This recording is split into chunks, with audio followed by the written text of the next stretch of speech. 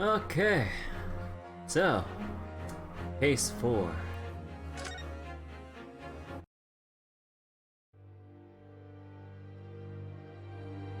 Episode 4. Twisted Calm on his last bow.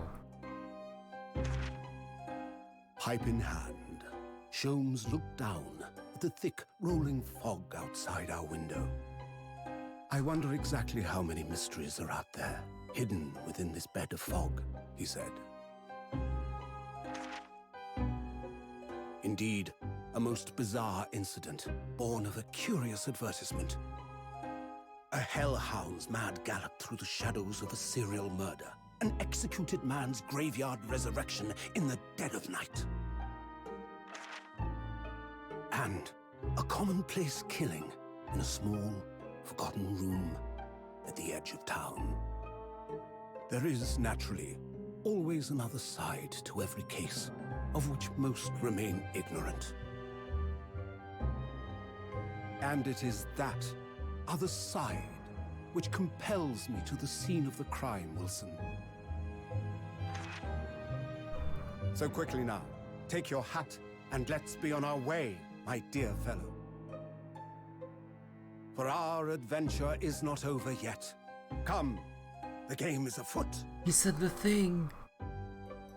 He said the thing.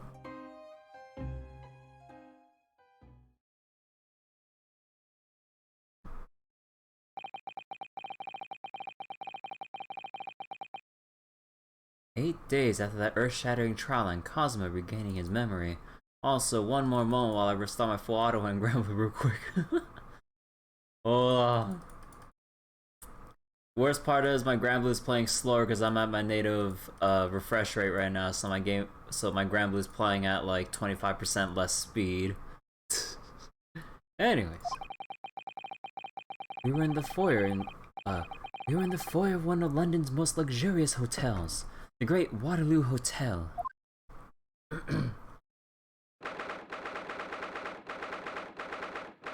You know what? I feel like I can bump up the volume a little bit. Hold on.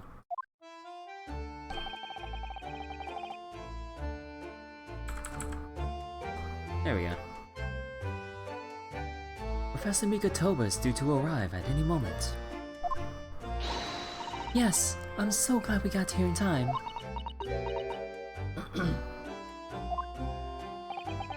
Susanoo-san hasn't been the same since what happened. Not that I'm surprised. The truth about Kazuma-sama's father. Do you suppose my father knew? That he was actually the mass murderer, the professor, you mean? I knew that's what she was thinking about. There's a good chance, I'd say. I mean, they did come here to London together 16 years ago, didn't they? Yes, that's true.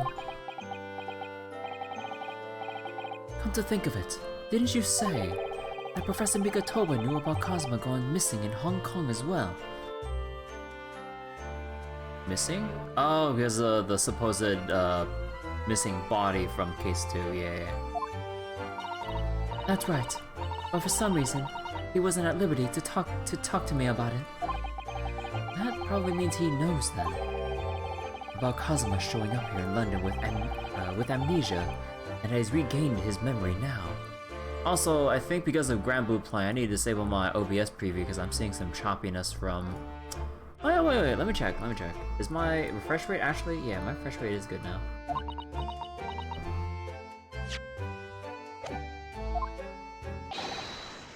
Ah, there she is. Oh my god! Dude! Professor Mikotoba and the judge.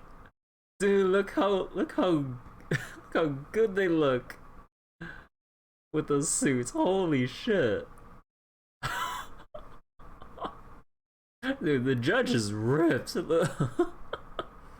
Mikotoba looking quite dapper. Oh yeah. Dude, you can just tell you don't want to mess with the judge. Oh my god. They look good in suits.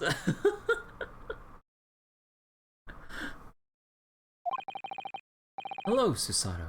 How are you? I'm very well, thank you. We're delighted you've arrived safe and sound.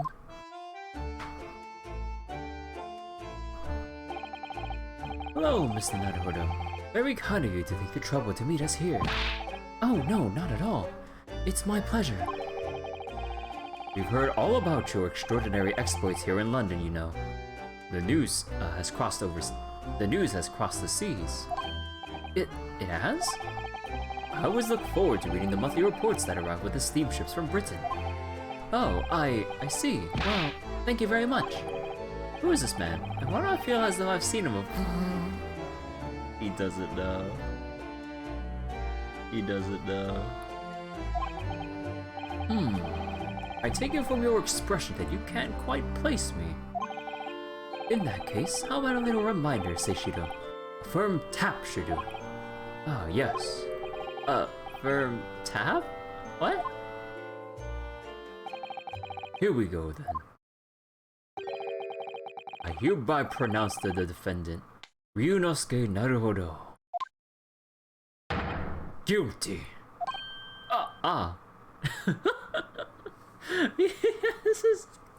He just carries his gavel with him in his pocket.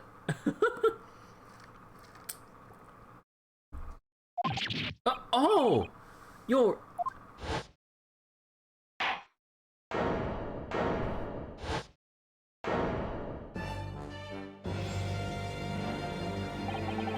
The court will now hear the trial of Ryunosuke Naruhodo.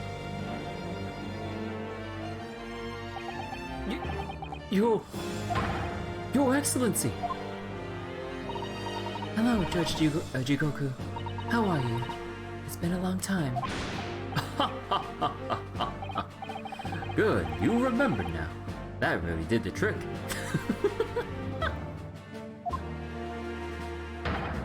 Guilty. Only I was declared not guilty, wasn't I? There was no laughing at the time. So, London again after all this time. Hard to believe it's been 10 years. To be honest, I never thought I'd be back. Neither did I.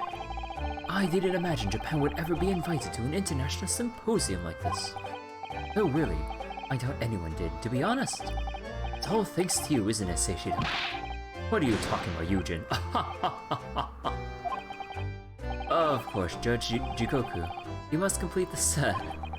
He's the other man, who 16 years ago came to London with Kazuma's father and Professor Mikotoba. He's the third visiting scholar. Well, all those passport checks and luggage searches at the border took rather a lot of time.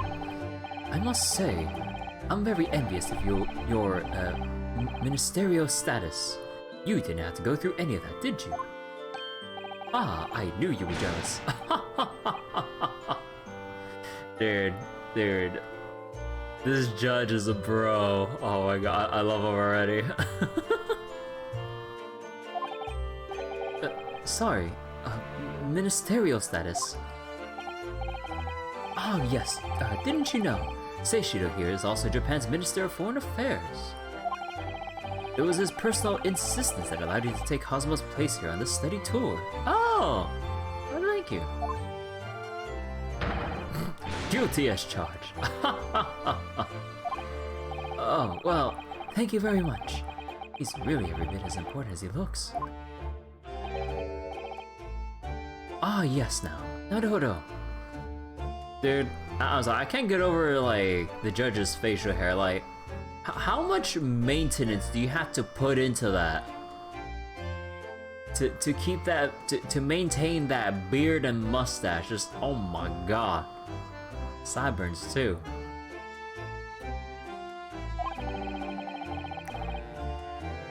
I received the telegram from Lord Strongheart yesterday.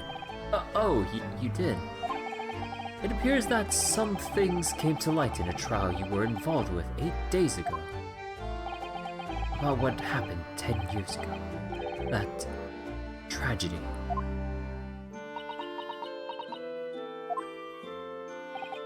Yes, could you tell us any more about it?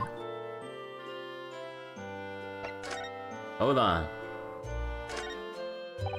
Oh, I can't examine the... Look at that! It's a picture of the Crystal Tower. Well, the Great Exhibition is one of Britain's most prestigious achievements in recent years. Excuse me. I wonder how tall it is. It really does represent the pinnacle of scientific achievement in so many ways. There's a 20 meter tall chimney on the bathhouse near my lodgings at Yuma University. The attendant there is always boasting that it's the tallest object in the neighborhood. I'm sure. Didn't you know that over the channel in Paris, there's a tower that's 300 meters tall? What? How many times taller than the chimney at Yume Hot Springs is that? And if it's that tall, how's it draw properly? The smoke will get stuck, surely. I don't think it's that sort of tower, Mr. Naruto.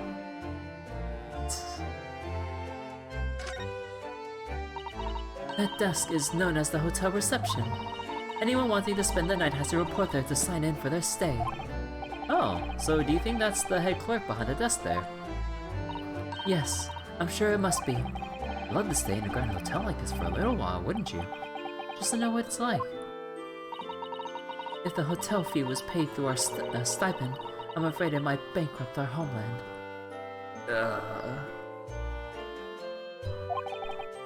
True. London gives the word, expensive a whole new meaning.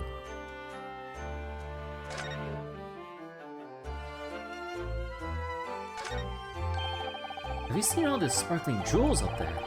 They must have gathered every gem in the world for that. Ah, it's called a chandelier, I believe. It's designed to provide elegant lighting in large, spacious rooms like this. So they had to gather every gem in the world just to illuminate one room.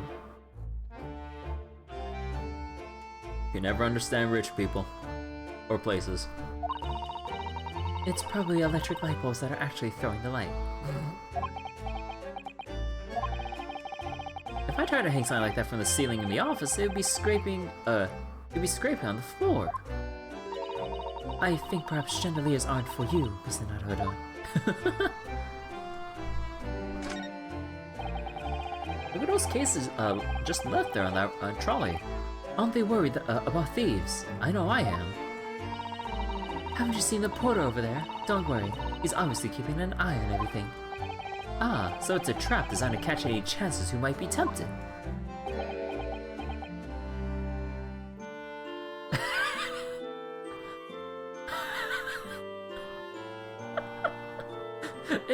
It's the fucking juror!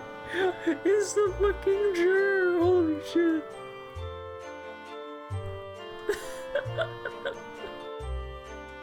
I know that mustache, hat, and bottle anywhere. Why did the porter give me such a scathing look just now, do you suppose? Well, some might say you look a little suspicious with your jet black clothes. What's wrong with black clothes? Not everyone clad in black is some sort of ninja with intent to steal, you know. This is discrimination.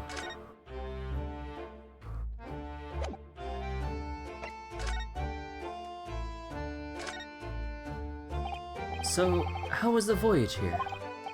Well, 50 days at sea is a long time by anyone's standards. But it wasn't as bad when we first came 16 years ago. No, that's true. Then I truly wondered if we wouldn't be drifting in the vast ocean for the rest of our lives. This time we followed the same routes as you, so we were able to relax and enjoy the experience. Ah, so you stopped in France's beautiful capital, Paris. We did, yes, though only for one night. And yesterday evening we left the port of Dunkirk for Dover. Just in time for the symposium, in fact. It starts tomorrow. It's wonderful that you were invited to attend such an important international event. I'm very proud of you, Father. It's thanks to Seishiro here. 16 years ago, he managed to ingratiate himself with Britain's Attorney General. I'm sure that's why he was invited. And I suppose you could say I'm something of an appendage by default. Speak for yourself, Eugen. You were close friends with the Professor of Forensic Science at a major hospital. Yes, well, I'd rather not dredge all that up, really. There's been a lot of water under the bridge since then, but it doesn't bring him back. Huh? Cosmo's father, I suppose.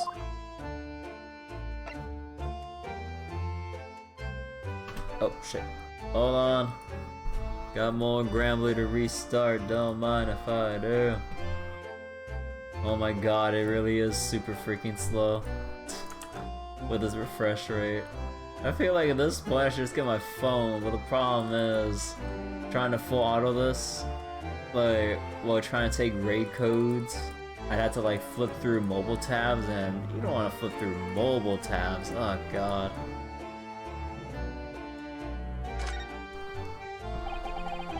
The Professor, the killer who took the lives of 5 members of the British aristocracy, was actually Cosmo's father, wasn't he? That's correct. Genshin Asugi. Genshin... You knew, I presume, father. Yes. He was a close friend at the time. Genshin came to Britain as a British detective. Police detective. British detective, sure, undercover. Yeah, he was... Yeah, do I need glasses for my glasses? Holy shit. He was studying investigative techniques at Scotland Yard. I never understood what drove the man to commit such heinous acts.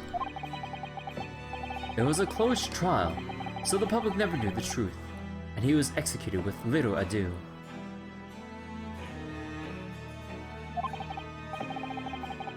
To this day, very few people know what actually happened, even in our homeland. But what about Cosmo? Did he know? Did he know the truth about his father? No, of course not. He was told his father passed from sickness. However, I suspect he may have had his doubts. Oh, why? As you know, I tried to guide Cosmo growing up, as if he were my own son. Then one day, he came to my office at the university and said, I've decided I want to travel to Great Britain and study there. Do you think he wanted to come here to investigate his father's death? I don't know. When I looked into his eyes, I did know there was no way I'd be able to stop him.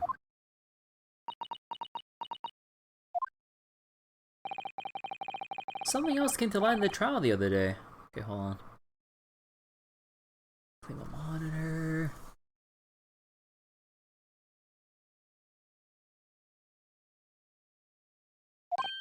Oh, what? Well, having disappeared in Hong Kong and been missing for almost a year, Cosmo since turned up here in London, working as the apprentice of Lord Van Zeeks. What? What? That's news to us. Oh. So, Lord Strongheart's telegram neglected to mention that part then. Uh-oh. As you know, we both thought Cosmo had died on the steamship during our voyage to Great Britain in January. But he didn't die. He's alive. As you knew, didn't you, Father? In actual fact, no. What I did know is that when your ship docked in Hong Kong, he mysteriously vanished. We sent a team of investigators to Hong Kong to try to ascertain what had happened, but to no avail. But he's still alive, and here in London, you say? I never dared to even dream it. Why on earth did the young man not make contact? The government and the police have been chasing clues fruitlessly for months now. Well, it seems that he was suffering from amnesia. What? Amnesia?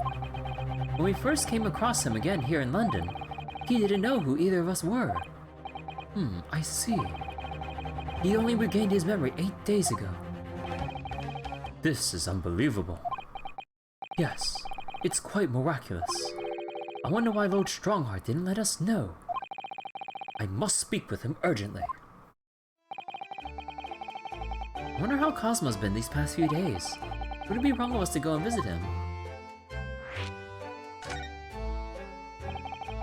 That began 16 years ago now.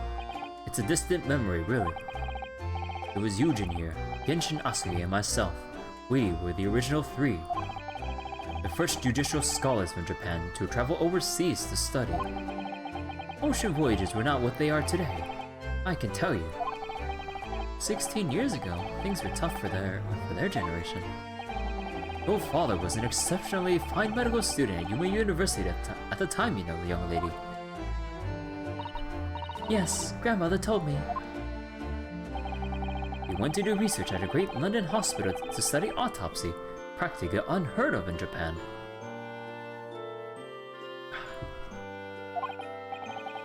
Yes, it was an eerie place sandwiched between the back of a prison and a burial ground. Ugh, no more talk of graves. Very often, there's no one willing to deal with bodies following autopsy work. So you see, autopsy labs have something of an unavoidable relationship with graveyards and prisons. Not my cup of tea at all. Do you remember the Scottish prison governor? Gaiden, his name was. He was a good man. Yes, but then of course, in our 6th year here, everything changed with that dreadful case. When Genshin was arrested, for a series of the most gruesome murders. I simply couldn't believe it. I'd known the man for years. I was a witness at the secret hearing and I tried to speak in his defense, but you went a little too far and ended up facing charges yourself, didn't you? Well, suffice to say that after that trial, we were sent back to Japan. There was nothing more we could do to save Genshin. He was a lost cause, sadly. Damn. Well, if you'll excuse us now. Yes. I'd like to get this trunk up to my room as soon as possible. Oh, I'm so sorry. I shouldn't have held you up here for so long. I'll call for the porter then. Just wait here. Susanna-san's gone off at a run. I'd like to stay and talk more, but I do have various preparations to make for tomorrow. Yes, of course. It must be a big responsibility representing our entire country. I wish you the best of luck. Naruhodo. I hope you'll keep an eye on Susanoo for me.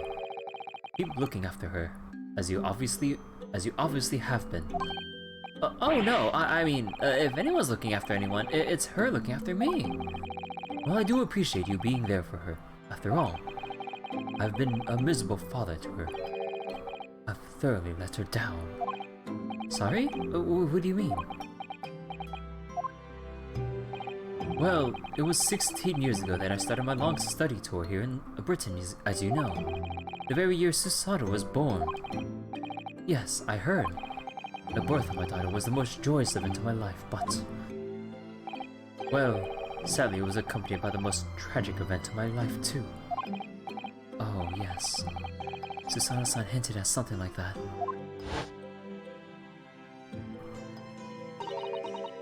It was a rather turbulent time at home.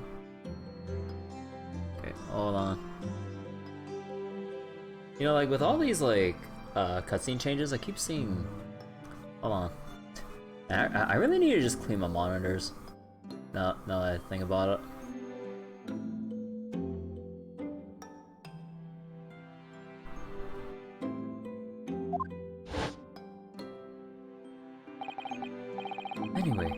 Anyway, I won't bore you with the details. The point is, I became rather less dependable than befits a grown man.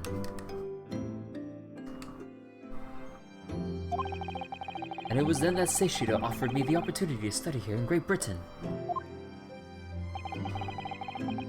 I was too worried about you to leave you behind. So perhaps I was a little heavy-handed when it came to persuading you to accompany me to London.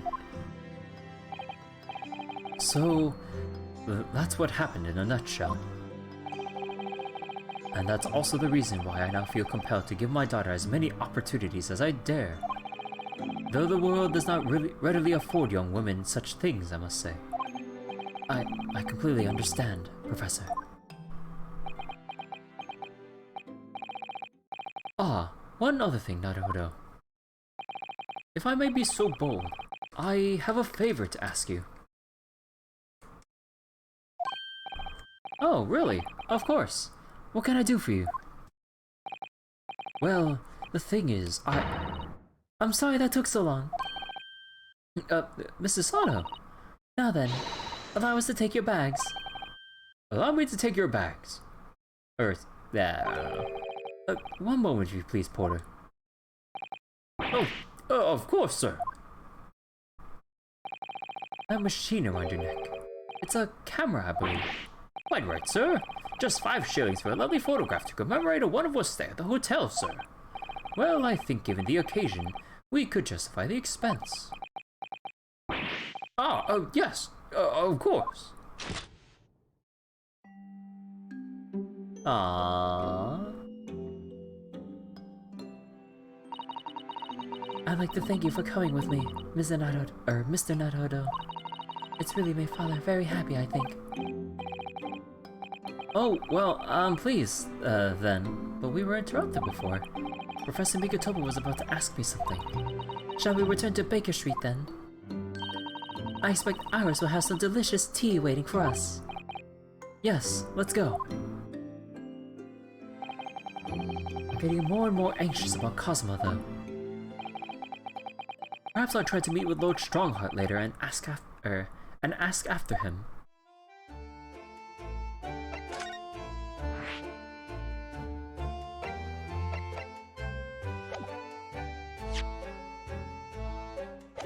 Okay, so we should go to Strongheart, but first...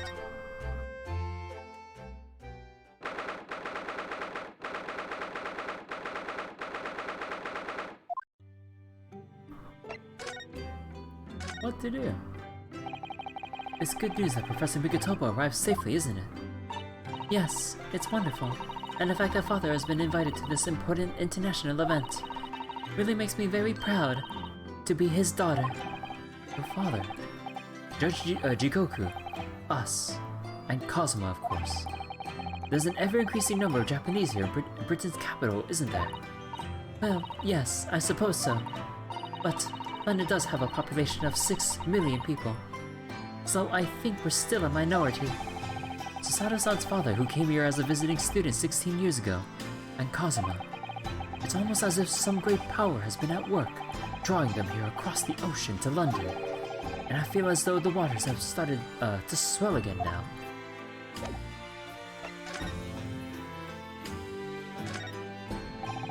The spade is still here, I think. Please, Mr. Naruto, it's not a spade, as I think you well know. It's a shovel.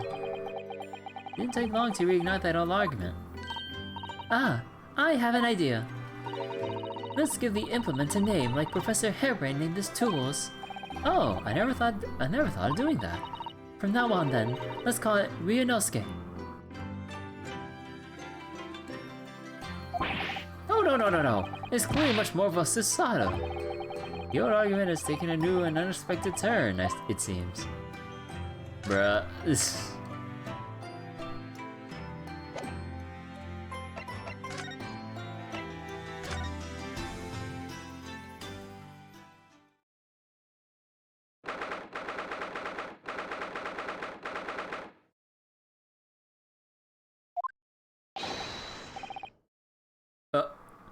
Huh? Who? Excuse me? What is this?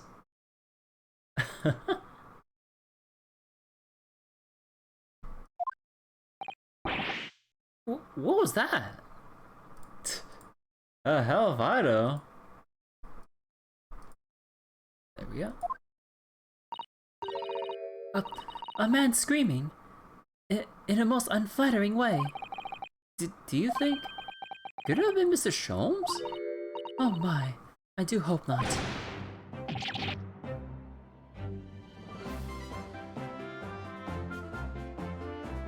Who the hell? I don't do it anymore. Mon ami, oh my god. Mon ami. Stop this disgraceful display, huh? Who are these people? Look at the hair, it's bright red. I think they must be clients of Mr. Sholmes. Right, you two. You're coming with me, down to the clink. No, not in prison. It is dark and damp and I don't like it. Wolf, the darkness, it is my friend. I am not scared. What? But you're always scared of the dark. Shut your mouth, you idiot. I will sit quietly in the dark and plan our next dairy, iced. I don't like this, I don't like it. Oh my god. Well, tough. We'll finish this down to the yard. Now get moving. Bye then, Ginny. Have fun. Oh yeah, thanks, Iris. And thanks. Yeah, great detective.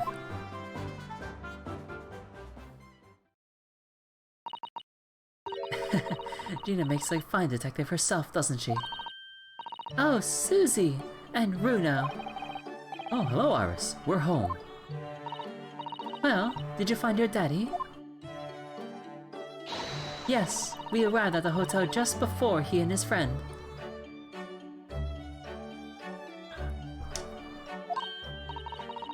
Oh, well that's great news. I hope I'll get to see my daddy again soon.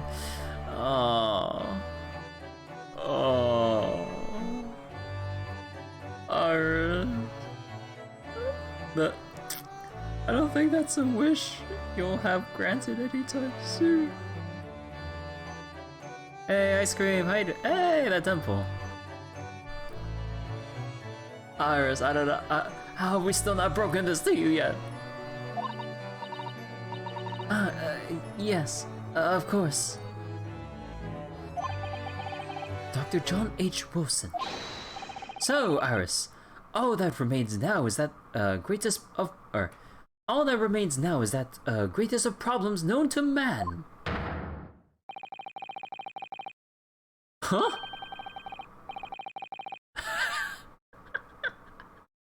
Why did he dye his hair red? But before we concern ourselves, But before we concern ourselves with that, I believe some tea is in order, don't you, my dear fellows?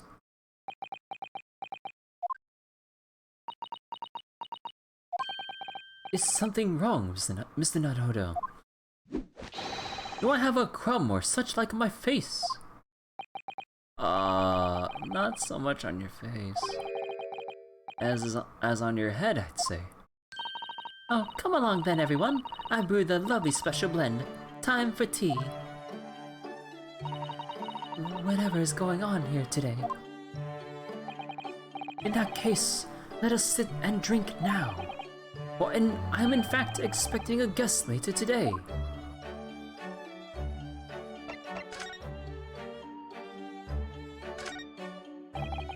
The masked Cosmo wore when he was assigned to Lord Van Zeeks as his apprentice. When he cast it aside after the trial the other day, I just sort of picked it up. We ought to give it back to him, I suppose. But he has his memory back now, doesn't he? I can't help feeling he might turn around and tell me, coldly to wear it myself. What? Isn't he your best friend?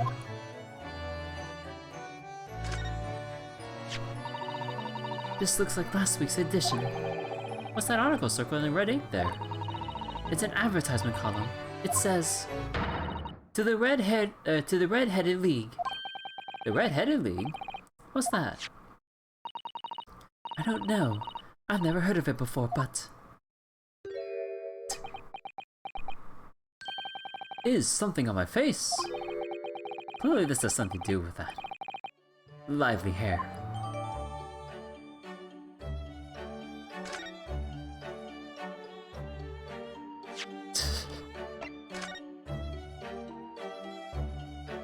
So, to the Red-Headed League, on account of the behest of the late Ezekiah Hopkins of Lebanon, Pennsylvania, USA, there is now another vacancy open which entitles a member of the league to a salary of £4 a week, purely for purely nominal services.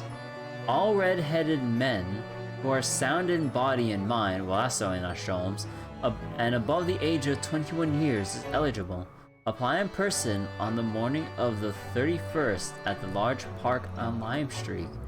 Get £4 per week if you're a redhead. What the fuck? What the fuck is this? What is this? Also, what's this going on down here at Bartholomew's? The latest research findings on leading hypotheses this month from the Teaching Hospital of London. There is an emerging consensus among doctors and scientists of all nations where the theory of miasma is being soundly rejected as an experiment after experiment has yielded conclusive evidence in support of what physician John Snow had concluded many years prior, that there is a strong correlation between contaminated water and the prevalence of certain diseases.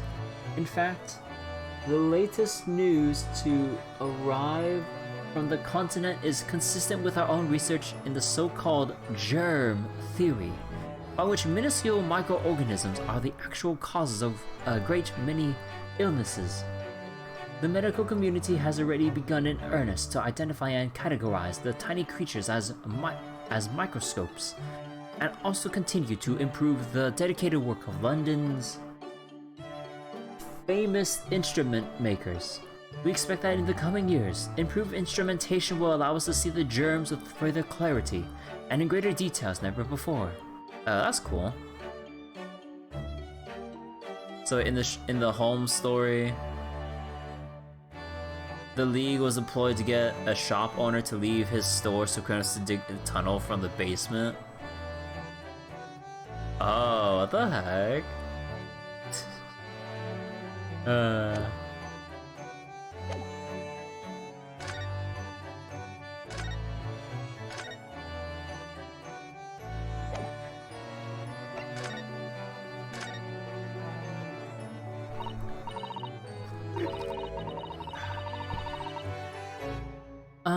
Mr. Sholmes, who are the two gentlemen that were here before? Oh, just a pair of petty criminals, nothing of significance. Of course, they have to make a living somehow. And when the mood takes me, I'm willing to turn a blind eye to all manner of infractions. When the mood takes you. All manner of infractions? But when such fellows set their sights on Mr. Herlock Sholmes, well, that's when their luck runs out. Oh my, you are the target of a crime, Mr. Sholmes. But I quickly devised a plan to entrap them and deliver them to a young detective ally. You should have asked Regsy to come too. We could have had an arresting tea party.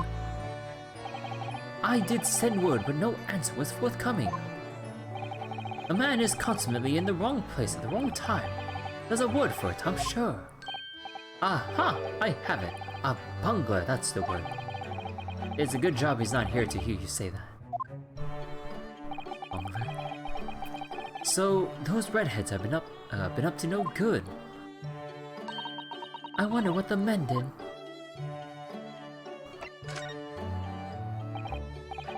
What was that about the greatest of problems known to man that you mentioned before?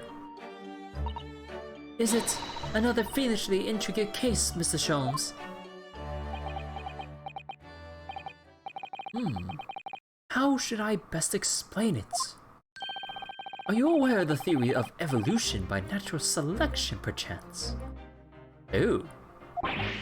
Well, I think I've heard talk about it somewhere. Possibly. No.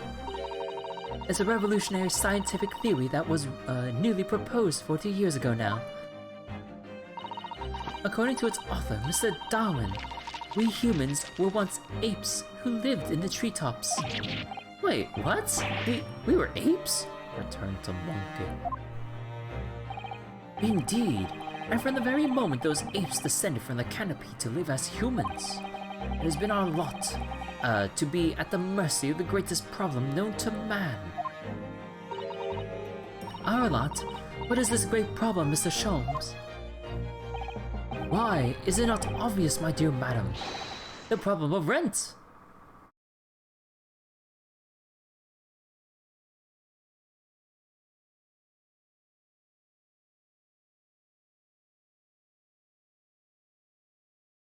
God, why would I even expect it to be anything but? But did you not receive a rather large sum of money from Madame Tusples only the other day? Pshaw, a large sum, a large sum? Oh, one potted herb for Iris and a new motor car for me later, and all of it has quite disappeared. I assure. What? Oh. No shit, it disappeared. You bought a fucking car. No shit.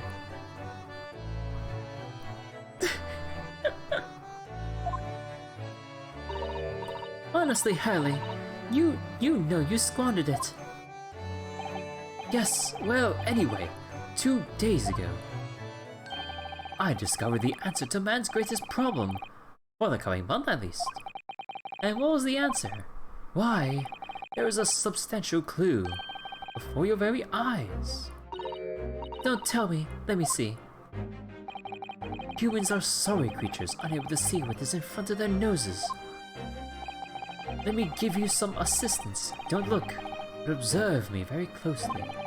There's one particular feature about my person that has changed. You should notice it in the end, I think. In the end? It's been stabbing me in both eyes right from the very beginning of our conversation.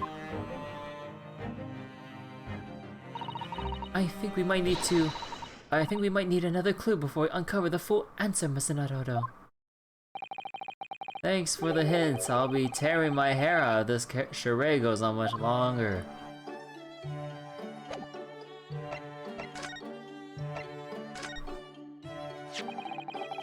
It looks as though someone's circling an advertisement in this paper, Mr. Sholmes.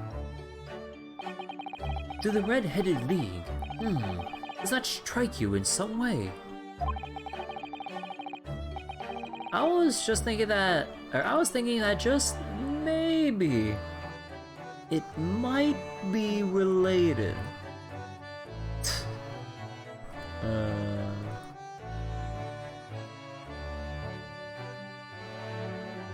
Hold on.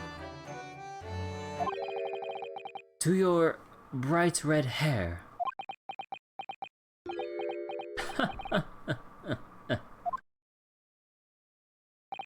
So, at last you've learned to apply my methods, Mr. Naruto.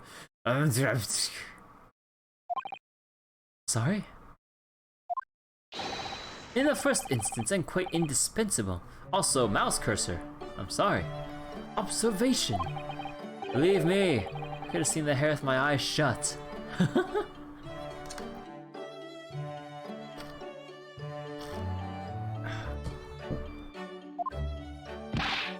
So then, allow me to regale you with the details of my latest exploits. Regale or boast?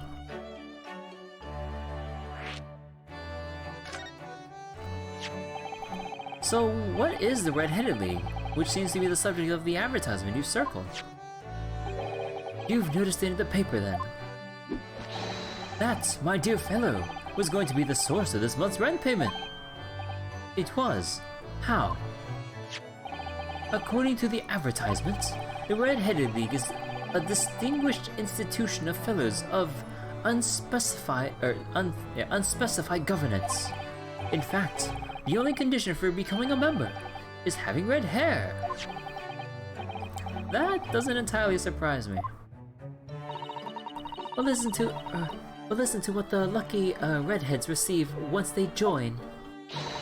An unconditional salary of £4 a week. Oh my, £4 a week. But why? What are they paying people for? That I don't know. No details are given in the advertisement. But surely every red-headed person in the country would be flocking to join in that case. You're right, Susie. There's no time to lose. I'll put in my application at once. So will I, just on the off chance. That might be stretching a point, I think. The trouble is, they have a fixed number of members, you see. Oh, I see. So once a certain number of people have joined, no one else can. But as luck would have it, one member recently passed away.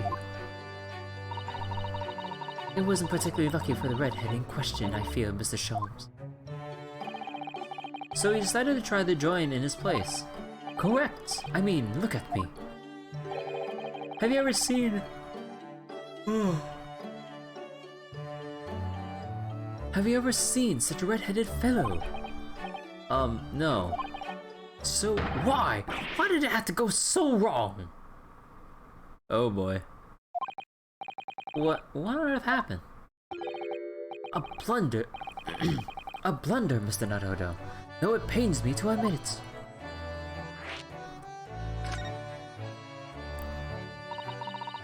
What did you actually do to your hair, Mr. Sholmes? Oh, I'm glad you asked, Mrs. Sato. What you see atop my head is neither dye nor a hairpiece. I changed the color of my hair overnight by the wonders of chemistry. Oh no.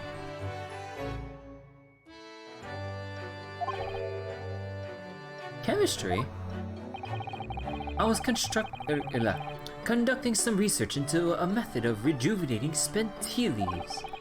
And in the course of my work I stumbled upon a potion that, when taken, turns one's hair a flame-like red. Would you like to try it? It'll make every hair on your body perfectly crimson. I think I'll pass. But, Mr. Sholmes, is it quite safe to drink? Surely it's bad for you, isn't it? Amateurs are always hampered by such fears. Oh, I should never have doubted you, Mr. Sholmes. You mean to say... Oh, but of course! To earn £4 a week, one must be prepared to turn a blind eye to a little danger. That degree of red signals more than just a little danger, surely.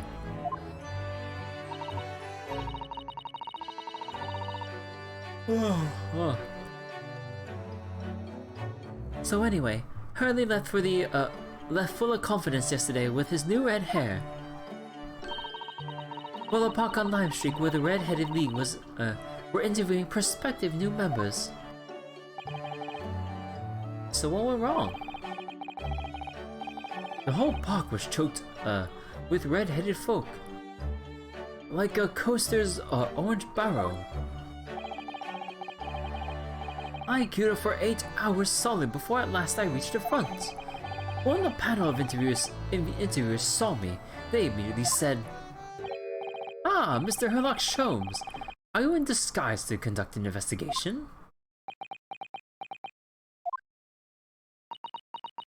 Perhaps you should have taken the mask. So naturally I had no choice but to reply, "Shh, don't give me away." After which I could do little else but turn and leave. Then this morning I looked in a mirror. Irritation stirred within me. So I turned that pair into the police.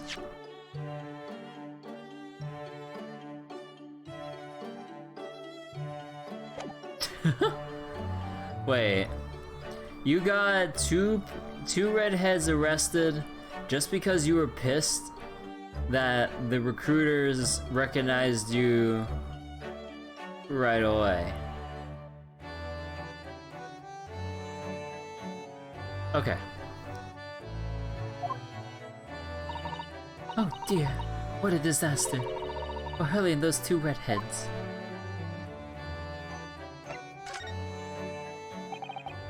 Mr. Sholmes, isn't it about time you told us the truth? Just over a week ago, you said to us.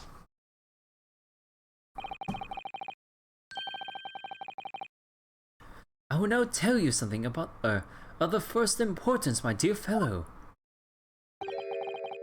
Great detectives are wont to lie. It will serve you well to remember that.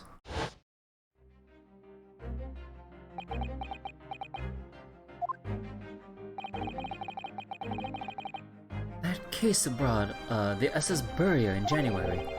Cosmo wasn't killed, and you knew he wasn't dead at the time. So what was really going on?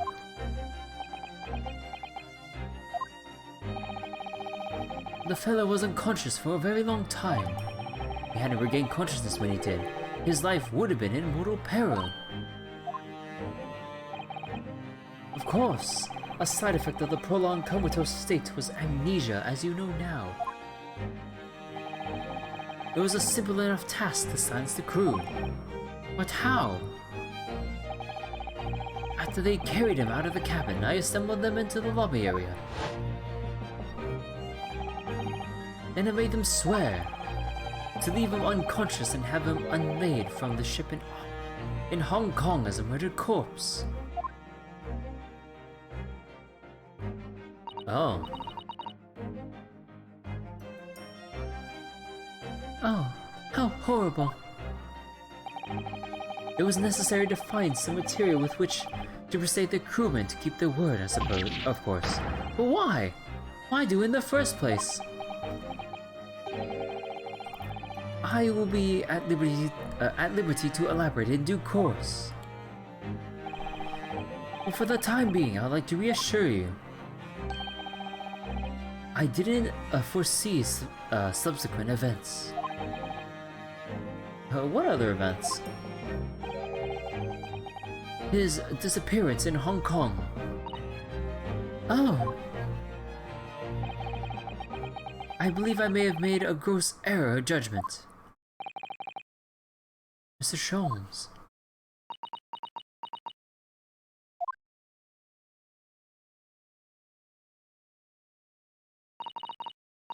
Mr. Sholmes, you mentioned before that you were expecting a guest today. Indeed, Mr. Sato, that is correct. Not another one of those red-headed gentlemen that were at our that were here earlier. No, not at all. They were petty villains. The guest I'm expecting is a client. Oh, a young gentlewoman who wishes to appoint the services of this great detective, no less. Oh, how wonderful, Mr. Sholmes. You must stay and observe the fashion in which a great detective receives his customers. Must we? I have you in my clutches now, Rent. Just as I have you in my clutches, Redhead. That hearty laugh is masking rather sinister thoughts, I feel. You know, the lady isn't due for another hour yet. Don't feel as though you must wait around if you have other things to do. Also, let me be right back for a second, or for a moment. My God, my usual nighttime sleepiness is really bothering me, so I'm gonna go splash some water on my face, maybe do a little bit of stretching, and we'll be right back, cause oh my God, I'm falling asleep, but man, I really want to go through case 4. Okay, so be right back. See you guys in a minute or so.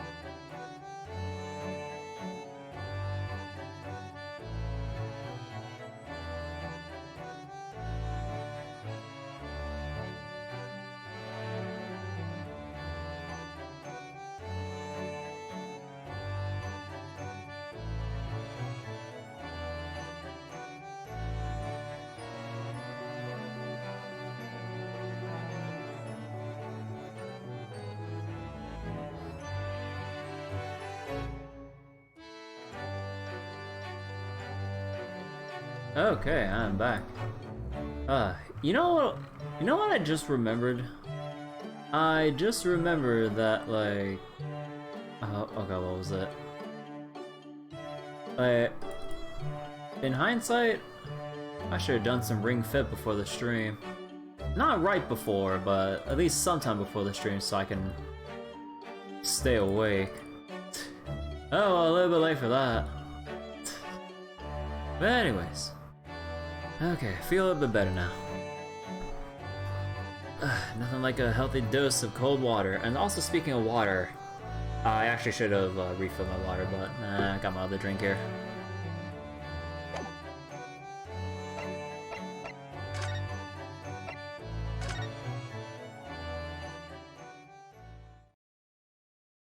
Oh, hello.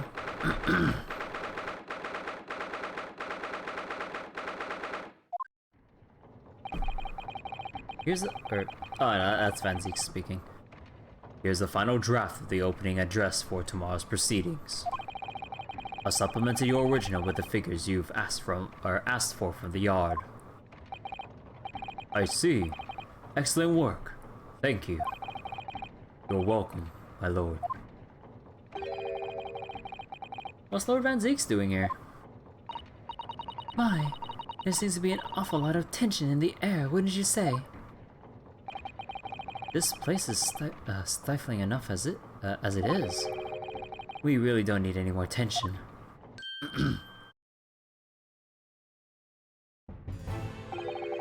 God, okay, hold on.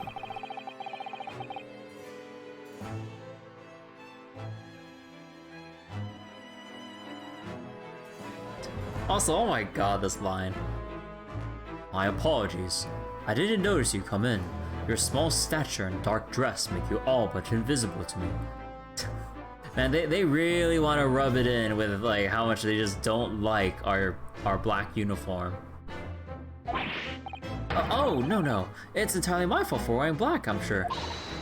From now on, you must dress in white from head to toe whenever you come here. Now then, Mr. Naruhodo.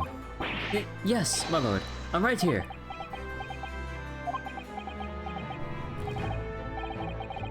Kill me.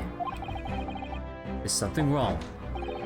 Perhaps it's a little too hot in here for you. Oh no, not at all. I mean, I've never experienced a room at such a perfect temperature.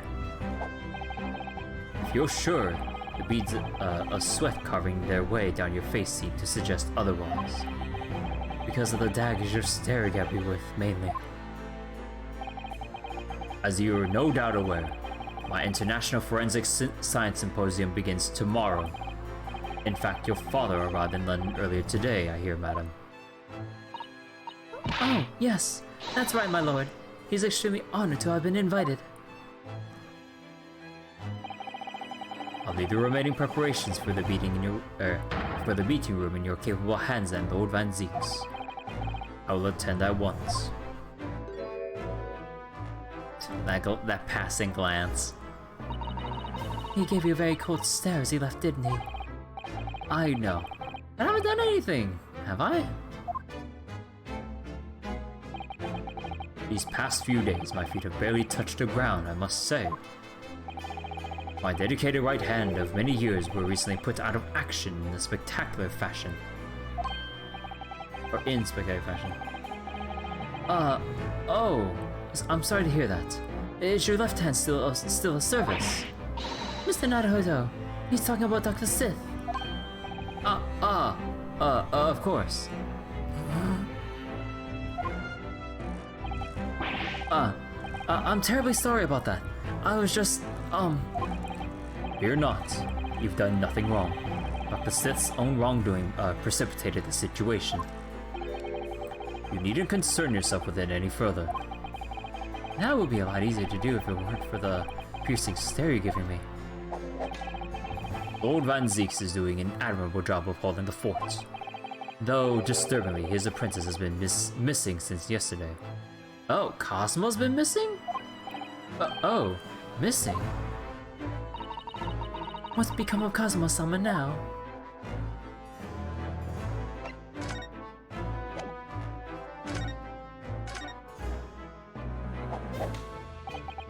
Not long ago, visitor numbers to the Great Exhibition have exceeded 30 million. 30 million? Are there even that many people in the world? Oh, Ryunosuke, oh, you don't even know the beginning. As a comparison, Mr. Naruhodo, the population of the imperial capital of Tokyo is 2 million. I'll be opening the International Forensic Science Symposium in the exhibition's main auditorium. This event has been 2 years in the making. 2 years of preparations and negotiations with other countries. It sounds like a tremendous achievement. Congratulations!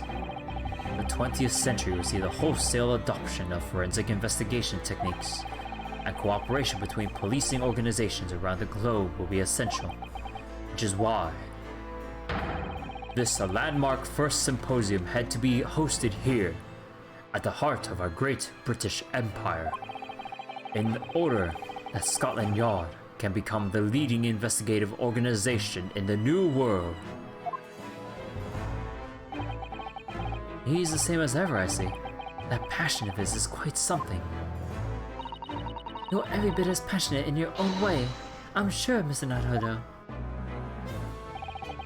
I'm the only person in this country who truly cares about a future that embraces forensic science.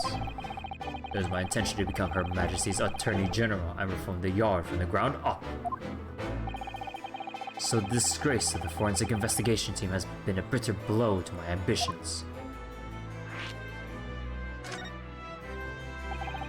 I first established the forensic investigation team a year ago, experimentally to start with.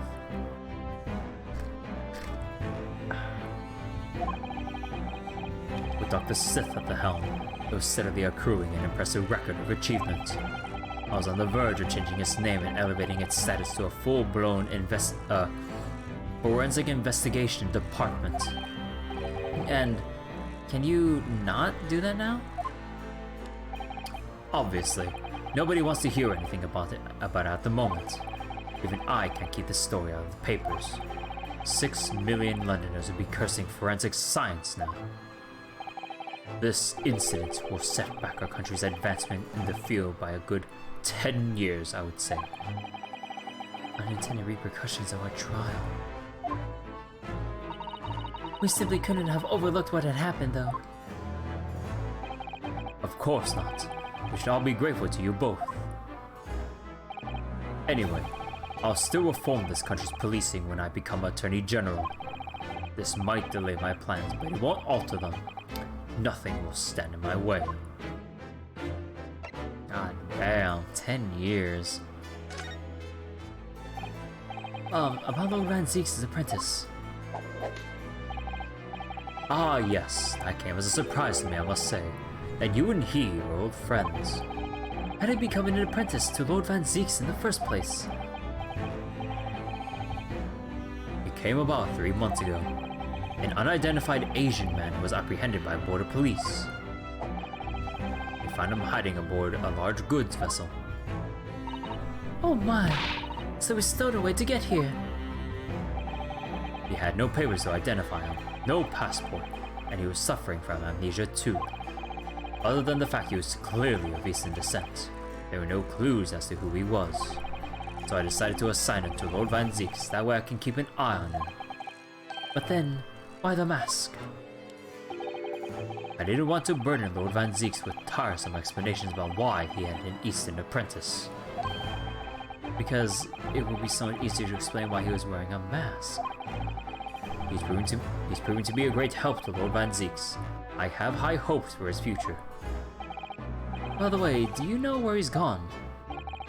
No idea, but I believe he's left London for the time being. Oh. Taking you also didn't know. But the man's father was one of our country's most infamous criminals, I mean. Genshin Asugi.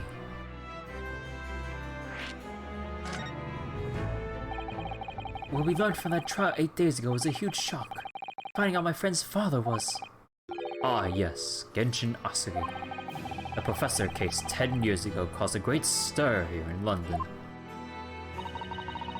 They were such awful murders, and unprecedented, using a ferocious dog as a murder weapon. A dog? And no one would have believed the culprit was a foreign student invited to study here by the government. So the true identity of the killer couldn't be made public then, and can't be made public now.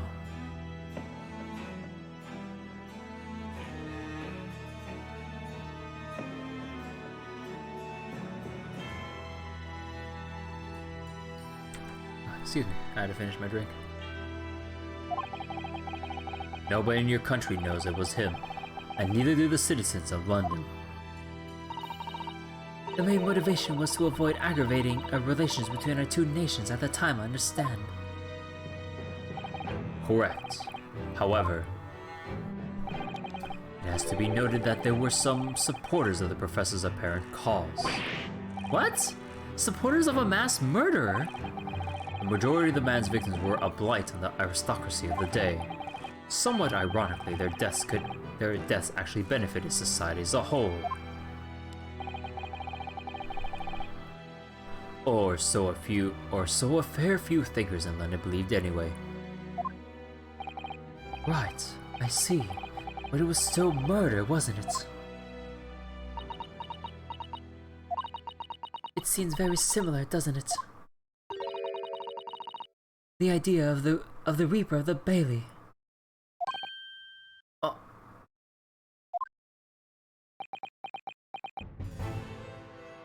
Ew.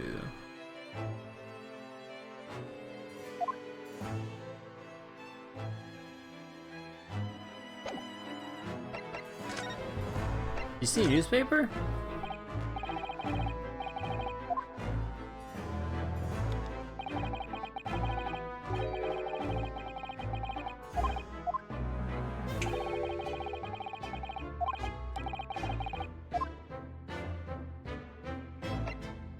How the armband?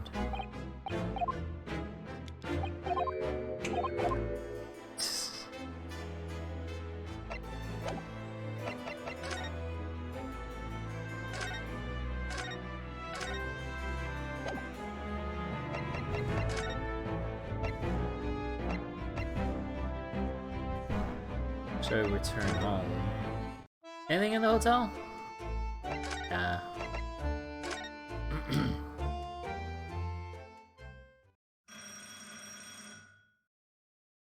Oh. Phone. Aha! There is my guest now. My latest client, with money to spend. Ooh, I do hope it's an exciting case, Hurley.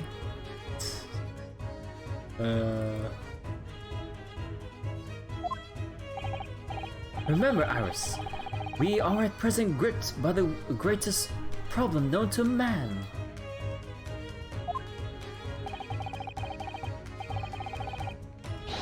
I must be willing to accept any case. No, oh, whoops. I must be willing to accept any case, no matter how unstimulating. Save, locating a runaway, of course. Locating a runaway? Actually, now that I think about it, I should probably just remove my mouse cursor from the capture. Hold on. There we go.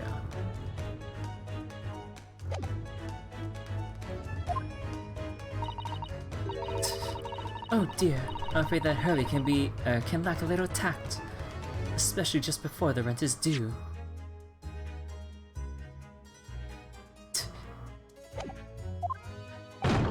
Oh. Oh. Oh, it's the juror lady. What the heck? Mr. Sholmes, Mr. Herlock Sholmes, please, oh please. Please find my husband. He's run away. Run away.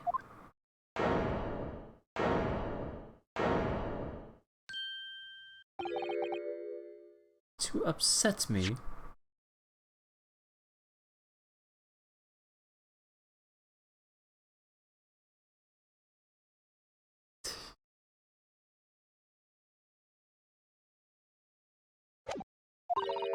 I beg your pardon.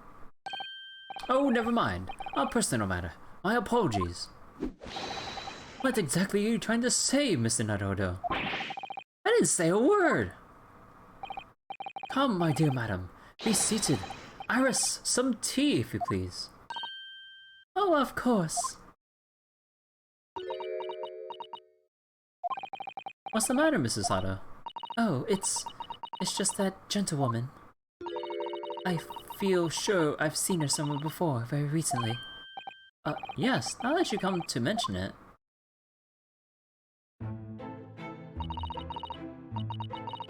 Evie? As I've explained earlier, my name is, Evie Vigil.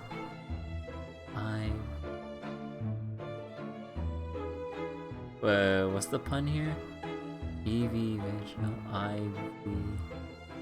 Ivy, Vig.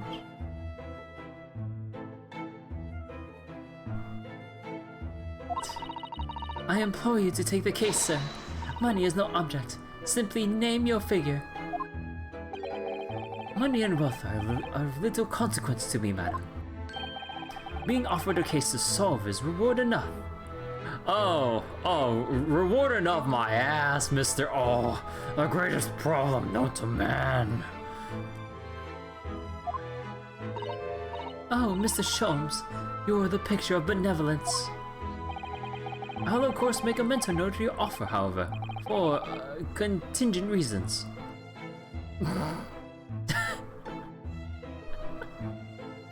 Oh my God, Sholmes.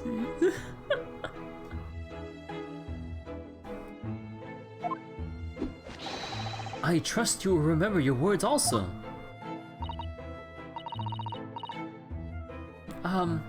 If I might inquire, sir. His hair? Oh. This gentleman and lady would be... Oh, me. What I am about to tell you, I should like to communicate in the strictest confidence, you understand? Ah, these are my friends. I assure you, you may say this, you may say before this pair anything which you may say to me. Ah, I see. I can vouch for the gentleman personally, after all. He's hard of hearing.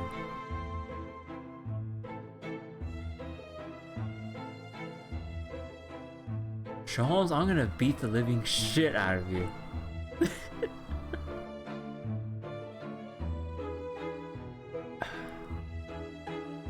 I'm gonna beat the living shit out of you, Sholmes.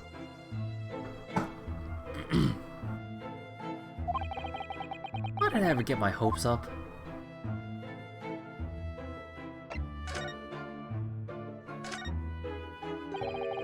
Forgive me for asking, Mrs. Vigil, but have we met somewhere before? Quite recently, perhaps?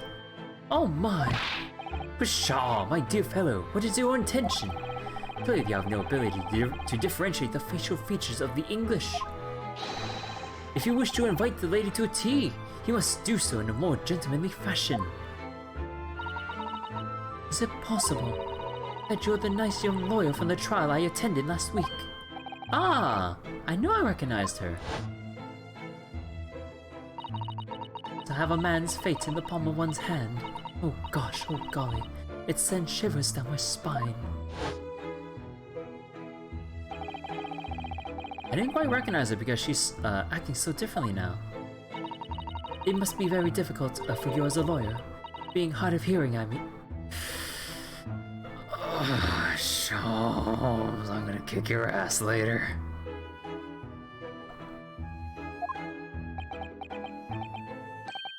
Pardon? Oh dear, I'm so sorry. Don't worry if you can't hear. It was flippery, really. Nothing more. Now look at what you've started, Mr. Sholmes. Thank you very much. I believe it will be prudent for you to sit quietly in the corner. Yes.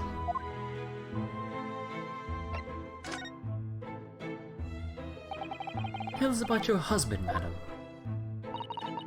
Mr. Vigil, why, Daily?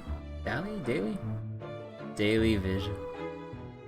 Daily Vision, I don't know. Is 40 years of age. I have a photograph here. Huh. Huh.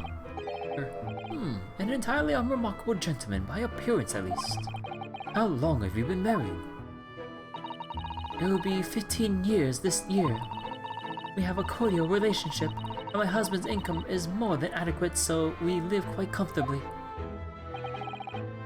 As it would appear, I need only look at you to know these things. Oh gosh. Your dress is the latest style, your hat clearly regularly groomed, and your eyes are animated. In short, you have no inkling as to why your husband might have disappeared, correct? That's right. He's a kind man with a strong sense of loyalty, and he rather dotes on me. Which would point to the possibility that he has become embroiled in some incident or other. Oh, that is exactly what I fear must have happened, Mr. Sholmes. I am quite beside myself. My husband's employment is somewhat unusual, you see. What if he's incurred some miscreants' ill will? What exactly is your husband's line of work?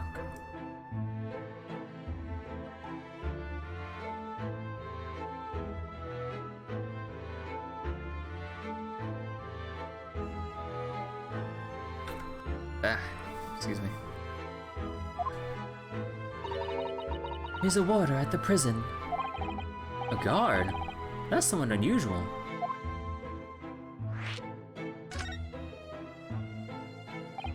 So, your husband is a prison warder? That's right, yes. Well, in actual fact, he's the chief warder. Indeed. Excuse me. Indeed, I see.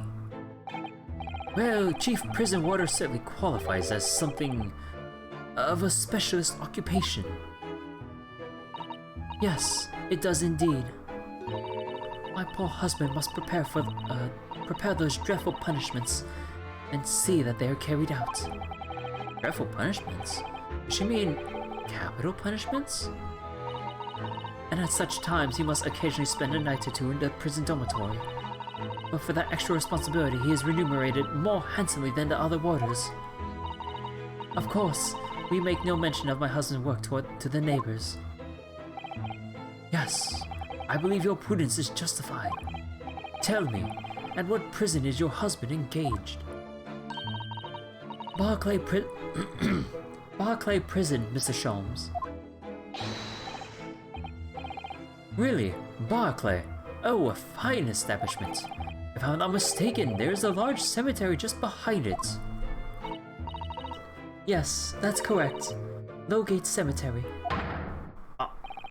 No. Lowgate Cemetery? The very place we were discussing in court. That's unbelievable. Unbelievable, my dear fellow. And yet, undeniable. Sorry, Mr. Sholmes. I'm afraid you lost me. Ah, pay no heed, madam. Pay no heed. A private matter. This can't really be a coincidence, can it?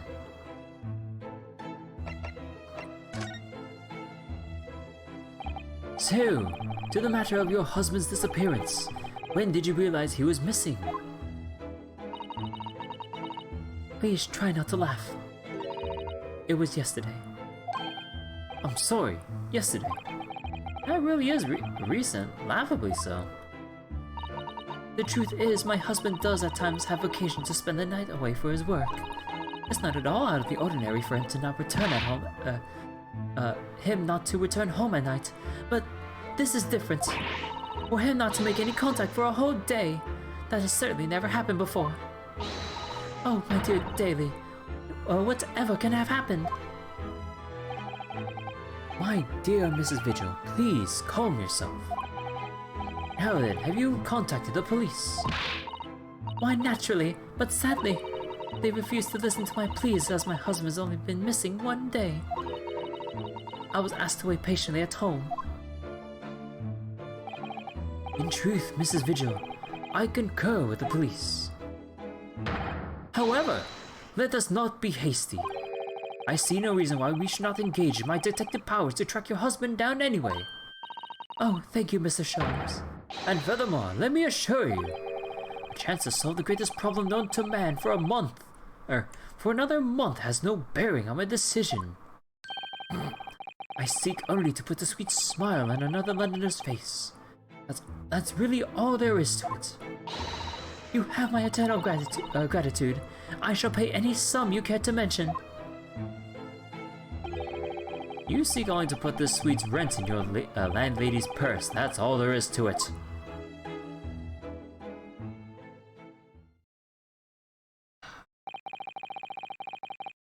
Thank you for everything you shared with us, Mrs. Vigil. I believe I have all the information I need to begin my investigation. Oh, please report to me soon with the good news, sir. Fear not, madam. In a day or two, I shall be contacting you with a heartening report. I'm quite sure. So soon? Oh, how splendid, Mr. Sholmes. He has to feed Iris at all costs. And pay the rent at all costs. Good news should be delivered early, I always say. If you will be so kind as to leave the photograph of your husband in my possession. Photograph. Thank you. Now, allow me to show you the door. I can't ever thank you enough, Mr. Sholmes. You've been simply marvelous.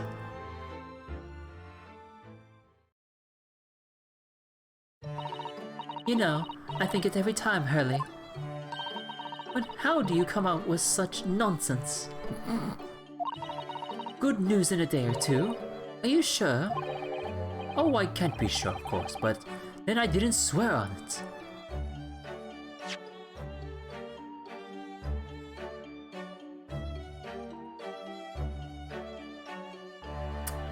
Sholmes, you son of a bitch. I'm sure does not equal I swear. I merely gave the good woman some hope. I hope to be able to give her good news, one might say. After all, the rent must be paid by the end of the day tomorrow. If by that time I've successfully located Mr. Vigil, we shall be mutually relieved. Wouldn't you agree, Mr. Naruto? Don't look at me with those pleading eyes. Well, my dear fellow, you did hear the details of the case. Yes, my hearing is surprisingly good, actually. Excellent. And what did you make of it? Well, I was surprised to learn where her husband worked. A Barclay prison, I mean. Ah, so you noted that. Of course, especially with the mention of Lowgate Cemetery. Lowgate Cemetery is at the rear of Barclay Prison, so it was renowned among the students at the university for being haunted by the ghosts of condemned convicts. Barclay Prison is where the notorious man was incarcerated, the professor. And now a warder from the prison has mysteriously disappeared, it would seem. It's all very peculiar. Indeed, but nothing you can't handle, I'm quite certain, Mr. Naruto. What?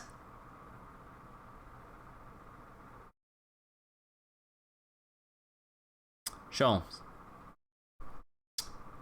At the end of this case, I would like to expect at least 70% of the pay for this case, sir.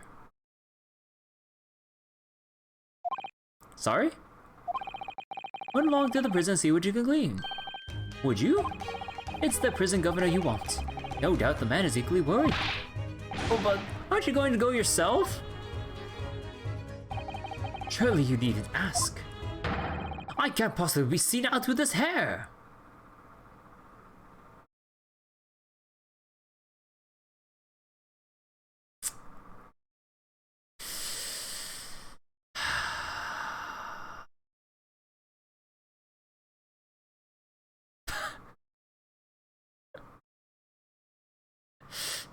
Shows. Shows. God fucking damn it. God fucking damn it, Shows.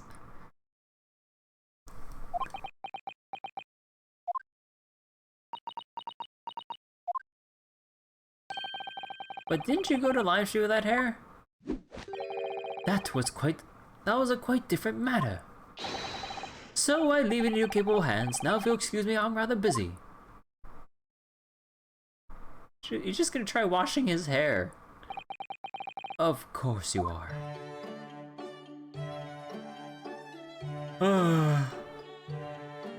Oh my god, Mr. Sholmes. Oh my god.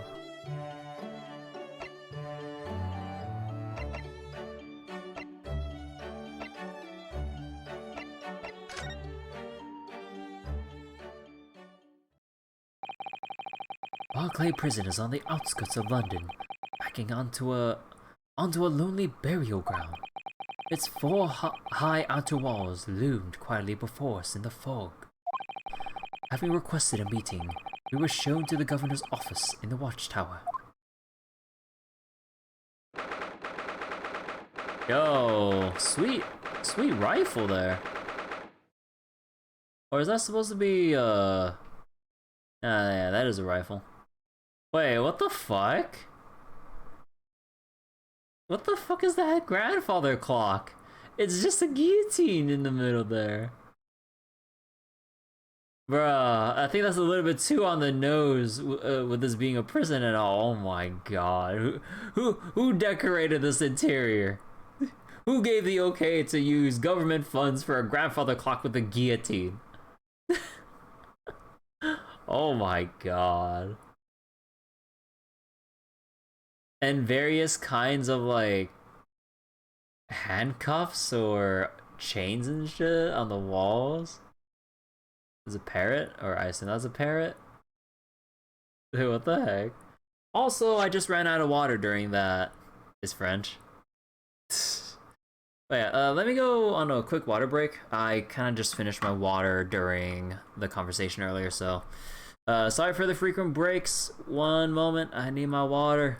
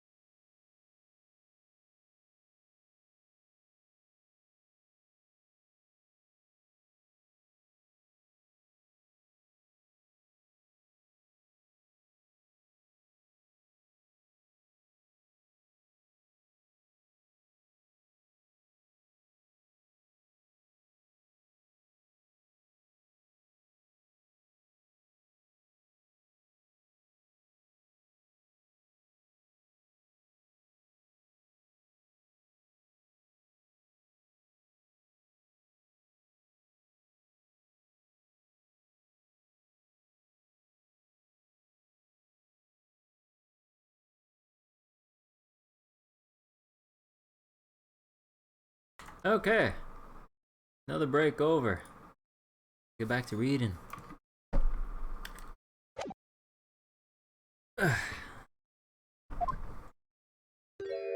Oh my goodness. That's a mountain of a man. This place is full of hardened criminals. Can I? I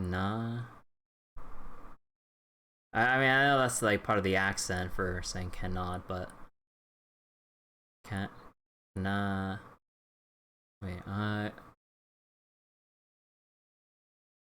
Wait, remember the last time civilian was dune here? So then, wait. Huh. Okay, this is a bit weird to me. Think Scotty from Star Trek? I never watched Star Trek, so... Yeah... I cannot remember. I cannot remember the last time civilian was dune here. And you didn't want to talk to an inmate, but to me. Oh my god. You can who I... Wait, oh god. Oh god. Do you ken who I am? I'm the governor, Barry, Kaiden.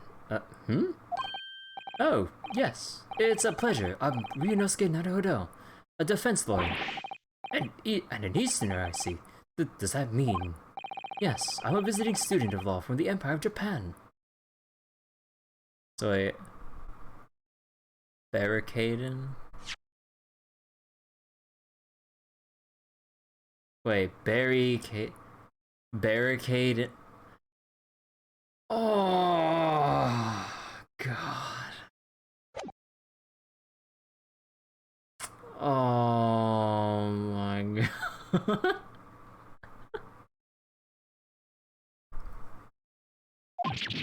Japan? Did you say Japan? Yes.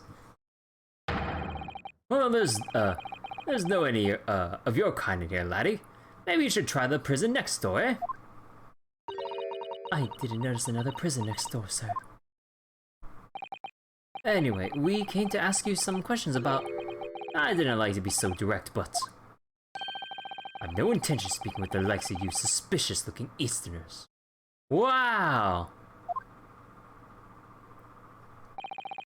Now get due to my hair. As soon as he finds out that we're from Japan, he reacts like this. That surely means... I think it's because of the professor case. You think so too? 10 years ago, Genshin Asui, also known as the Professor, was incarcerated at this prison. And then, after his execution, he apparently re-emerged from his grave in the cemetery behind the prison. I might have known. You're sniffing about that case, aren't you? You're agents, eh? Part of the Professor's great web, no doubt. No, not at all. We're just... Get going with you, before I punch your lights out. We're going! Whether the ghost of that killer still haunts this place.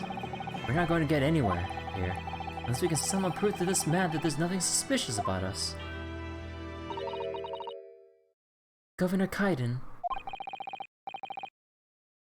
What are you thinking, Mrs. Sato? I feel sure that name came up in conversation recently somewhere. I was wondering if whoever mentioned him might have some ideas to help us. Come to think of it, I have the same feeling.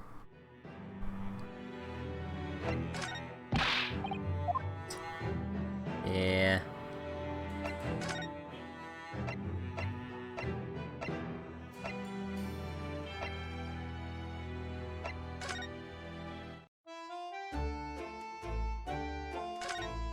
Alright.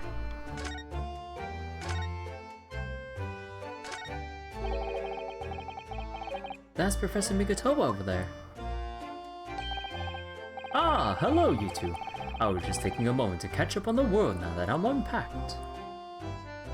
Dude, it is so hot in my room. Like I got an entire cup of like, what was it? I got some extra ice with all my water, and like my ice like pretty much all melted already. Holy shit. Well, but where's Judge Jigoku? Oh yes, he's not the relaxing sort. He's taken himself off to pay his respects to all the legal bigwigs. Having only just arrived in the country today, goodness, he is full of energy. Professor, you mentioned something before about how you'd known the prison governor at Barclay Prison. Oh, Governor Kaiden, you mean? So it is the same man. Father, we must speak with the governor. But he refused to talk to us. He said we're suspicious Easterners. Well, I'm sure if I accompanied you, it would be a very different story. Oh, would you? That would be wonderful if you have the time now. Sadly, as you can see, I'm very busy at the moment. Busy drinking coffee on a comfortable settee. No, I have rather a lot to prepare for tomorrow, you know. Oh, sorry. I didn't say that loud, did I? You Mikotobas are alarmingly good at reading people's thoughts. Or could it be that you Naruhodos are alarmingly bad at hiding your thoughts? Oh, let's not fall out now. I have an idea. What's he writing on that piece of paper? Here's a letter of introduction for you. Hopefully when he sees my name. No changes too. Ah, thank you.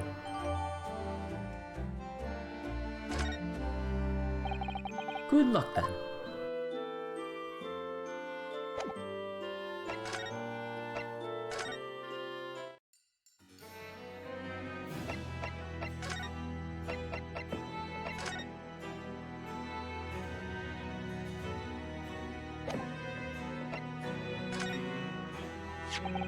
If you just cast your eyes over this, Governor Kaiden. What's this then? You're gonna pull over the wool of my eyes, you good-for-nothing Japanese students! Mikotoba? That young jock from the forensics laboratory. That Mikotoba. Yes, exactly, him! Oh dear, perhaps I should have said something sooner. I'm Yuji Mikotoba's daughter, Susato. Jings!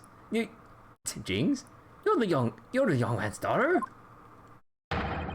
And you didn't think to mention that before? I do apologize. Aye, well, you best take a seat then. Can I offer you a cup of tea, perhaps? And didn't forget to try one of these with, sorry. Didn't forget to try one of these wee handcuff biscuits. Oh my god, that teacup. Okay, I can't really say that teacup is small, so much so that his like hands are freaking huge. Your father's influence is nothing short of amazing. I'm bitterly regretting not announcing who I was from the outset now. So then, what can I do you for him? Well, we're currently investigating a case. It's one of your warders, you see. He's gone missing. Missing? That's right. It's surely been reported to you as well, being the prison governor.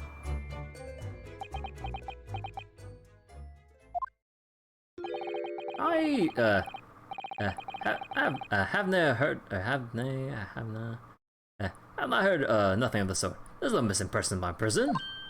Oh, but how can that be? It's Mr.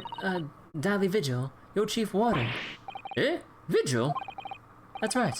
His wife came to us and asked us to investigate his disappearance. Let's get the part about him only going missing yesterday for now. Clearly that means something to him. Would you be so kind as to tell us what you know, sir? Aye, of course.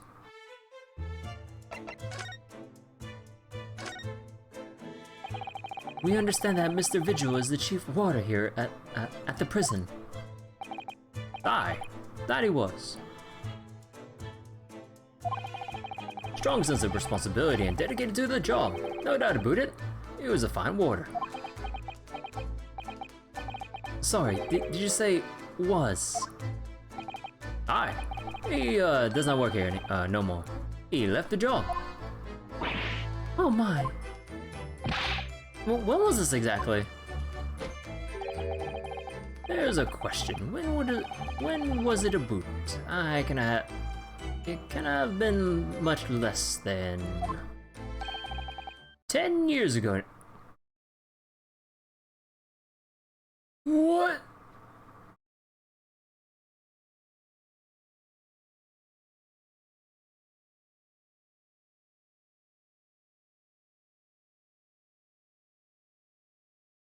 So you're saying this dude lied to his fucking wife for 10 years? Holy shit. Loyalty my ass. I'm to know secrets. What? 10 years ago? He stopped working here 10 years ago. Aye, as I mind it. You can, I haven't heard a fella's name in all that time. Doesn't worry if he's gone missing though. But Mr. Video made no mention of it. I think perhaps, Mr. Naruto, that his wife simply doesn't know. I think she's unaware that he no longer works here. Governor Kaiden, can you tell us what happened? Why did Mr. Vigil give up his job here? That's important, isn't it? Yes, I believe it may be. Only a matter of time before it's fucked up saying Vigil. What are you thinking, Mr. Naruto?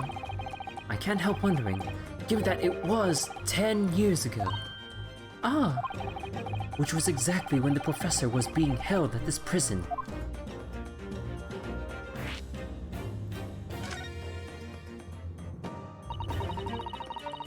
So Mr.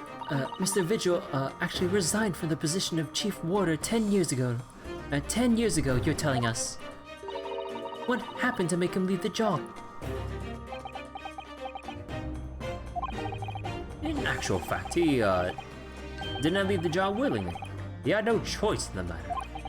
You mean he was dismissed? It was after a particular walk. Sorry, a walk? Aye, that's a word for it in here. A walk to the gallows. Ah, an execution. It's the job of the chief warder to prepare the gallows tree and oversee any executions you see. Only Vigil did something unthinkable on that last walk he was manning. Oh, did he alter it? What did he do? I'm sorry, but I cannot reveal that information. But I can tell you that it's very rare for a chief warder to be relieved of his post. But why wouldn't Mrs. Vigil know about it? She appears to be under the impression that her husband still works here. I wouldn't can anything about that, I'm afraid.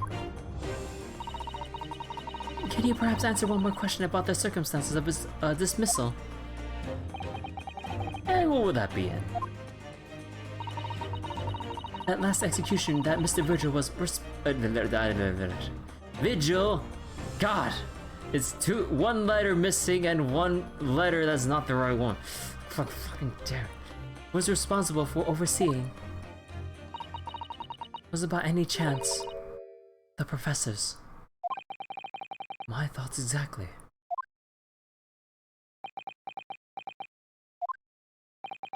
I'm sorry, I really am. But I'm at no liberty to answer that. I see.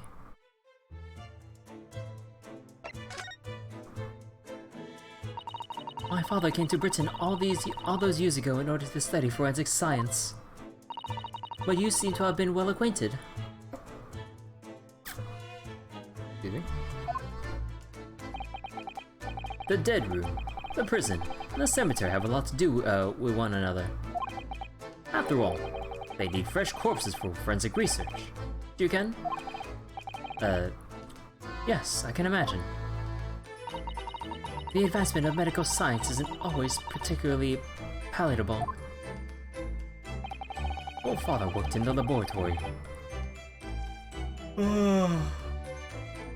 Just on the far side of the graveyard, in the basement of St. Sinner's. Still in use today. St. Sinner's? That's come up before, I'm sure. Yes, that's right. We've been there. You can tell when and I used to ride in the carriage together and negotiate terms. For more fresh material, I suppose. Aye, and we used to sit in here for hours and gab on about with dissectional, and all sorts. Ooch, takes me back. Over a pot of tea and a plate of cuff biscuits, of course. Oh, charming.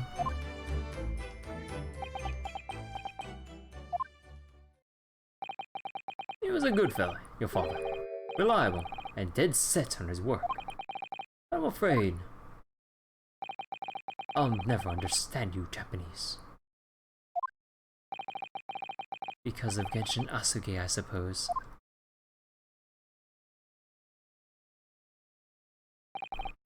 Well,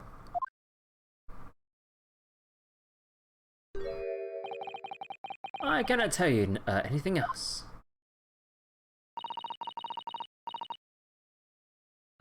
Thank you so much for your time, Governor. Oh, one moment before you're away in. I'm sure I have it in here somewhere. Ah, found it. Here, take this as a wee souvenir of your visit to the prison. What is it? That's Vigil's dismissal notice. It's 10 years old now, of course. Oh my, are you sure? Aye, there's no trouble at all. It's no the original mind. Thank you very much, Governor Kaiden. Well, in return, do me a favor and never come back here. That case is closed. God damn. Well, I think we ought to return to Baker Street for the time being. Yes, I agree. We need to report back to Mr. Sholmes with what we found out about Mr. Vigil. What will he tell Mrs. Vigil, I wonder?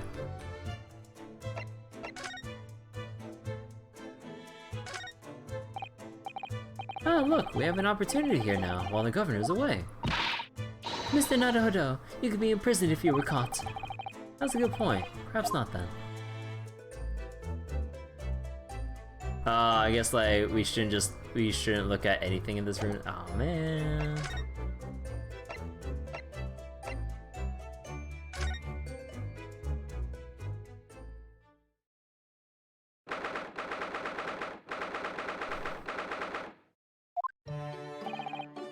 We're back. Hello, you two. Oh, that's Iris.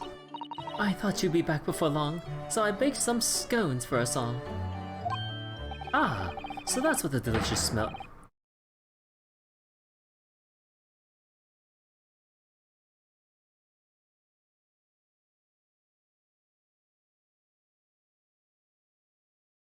Sholmes has gone. Oh my god. Super Saiyan got Super Saiyan, I mean.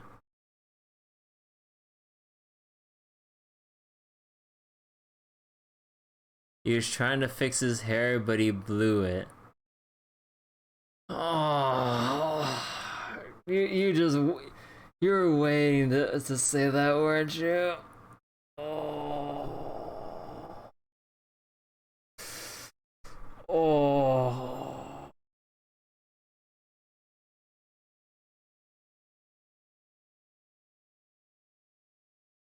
Greetings, my dear fellows! You return a good deal sooner than I was anticipating. Hello, Mr. Sholmes. Hello, Mr. Sholmes. Say nothing. Your thoughts are written all over your faces in any case. It turns out that it may have been advisable to test my hair color restoration tonic before application. Oh my. Pray tell me, what of our water friend? Have you garnered some new information? Oh, yes, something very suspicious in fact. Or surprising in fact. Though it's not a patch on your hair, to be honest. It most certainly isn't, but still, we discovered that... Sholmes! Oh. Drop everything, Sholmes! This is more important! Gina? I can't believe it.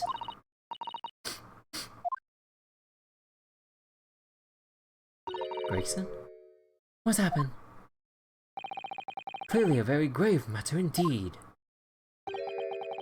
For Mr. Strahd to make no mention of my hair whatsoever. It's the boss. Oh no. What do you mean? Inspector Gregson? The boss is... He's dead! What? They just found his body, shot with a pistol.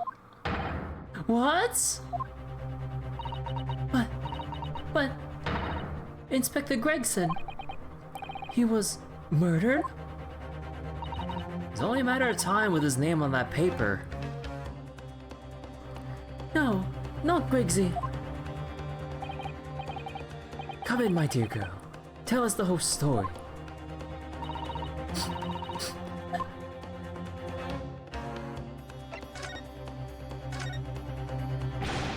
Are you serious, Gina? Inspector Gregson he was really shot. I don't know much about what happened myself yet. They're still there, investigating the scene. Where did this take place? A little rented room in a building full of flats on Fresno Street. The outskirts of town. Nowhere near his home. He was perhaps investigating a case then. The thing is, no one at the yard knows nothing about no case around there. Oh, strange. The boss he was so good to me. I know I ain't up to much yet, but one day I was gonna show him. I'd be a proper detective. Oh, Ginny.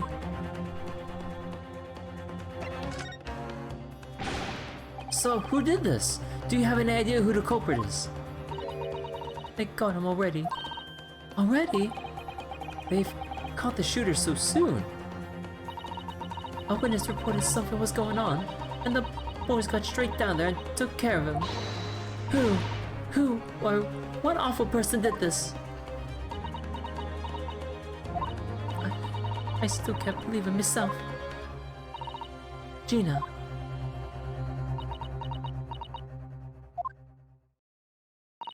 It was the Reaper.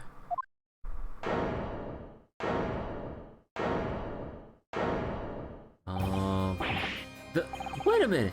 You don't mean they've arrested Lord Van Zieks for it? That's right. That Reaper bloke's gone and shot the boss.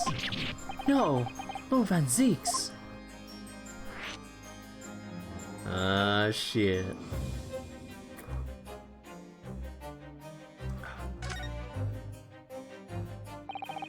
Are you quite sure, Mr. Strahd? It's Baron Van Zieks the police have arrested. I saw him with my own eyes in the interview room at the yard. I don't believe it. But there were witnesses, and They're all saying it was him. So you mean there were actually multiple witnesses? They heard the gunshot, apparently. And when our lot got to the scene, there was only the boss and that Reaper bloke in the room. But there's no way Lord Van Zieks would have taken Gregson's life. I just don't believe it. I don't believe it either.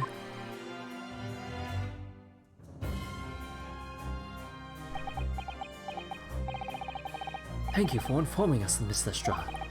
This really is most terrible news. I'm dreadfully sorry. What are you saying sorry for? You didn't do nothing.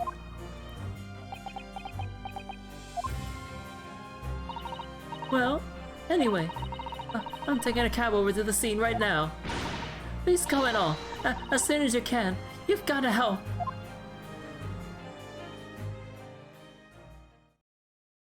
You know that we're gonna have to defend Van Zieks, right? It's a detective's lot. It's a detective's lot to appear when wherever some sinister plot has unfolded. Little wonder we all look haggard. Sometimes these things are almost too much for the nerves. Mr. Sholmes. What use is there in being a great detective if I feel to see something like this coming, huh? How could I let this happen to Gregson? To Gregson!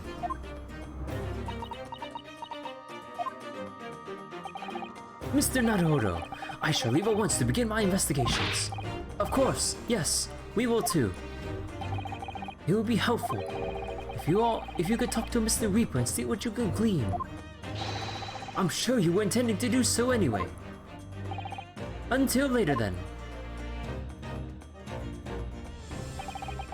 God damn.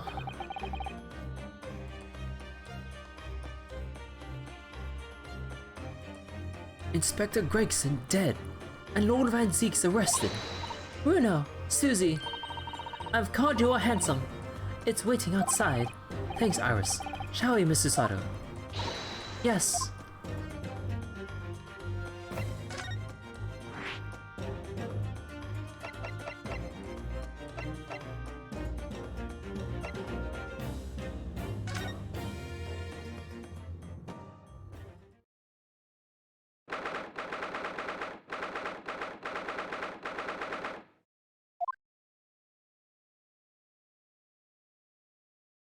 Oh, what the heck?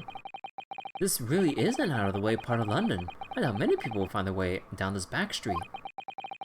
So this dust-ridden rented old room is where it happened then. So this is where poor Inspector Gregson lost his life. Also, I see that red wig down there. Yes, and the police are already hard at work investigating, it seems. I don't see Mr. Sholmes anywhere, though. Perhaps his investigations have taken him elsewhere. Oi! What do you think you're doing there? Every one of the drawers gotta be taken right out so you can look underneath them all. Underneath and all. I want the space above the ceiling checked, and don't forget to look inside the chimney stack too. Blimey, ain't you lot never gone over an house looking for dough when the owners are out of town? Speaking with personal experience there. Gina's obviously got some unique investigative techniques she wants everyone to adopt. Oh, so you turned up at last. Mind you, I ain't been here long myself. Hello again, Gina. Sholmes has only just left. You're lucky you missed that. You went prancing around in here pointing at stuff and flicking that at of his and then just scarpered. Oh, he's finished investigating already, you mean? Yeah, he didn't stop to say nothing to no one, not even me. Gina, would you mind if we investigated too? Listen, Odo, you're a lawyer, right? Yes, but why? Well, you're not thinking of trying to help that Reaper bloke, are you? Oh, poor Gina. She's never going to forget, is she? That trial will haunt her forever. Gina, if you don't mind me saying, if Lord Van Zieks really is responsible for this crime, he will be duly and fairly judged in court. I suppose you're right, yeah. Go on then, Otto. Get investigating. I want to know the truth about what really happened here. Thank you, Gina.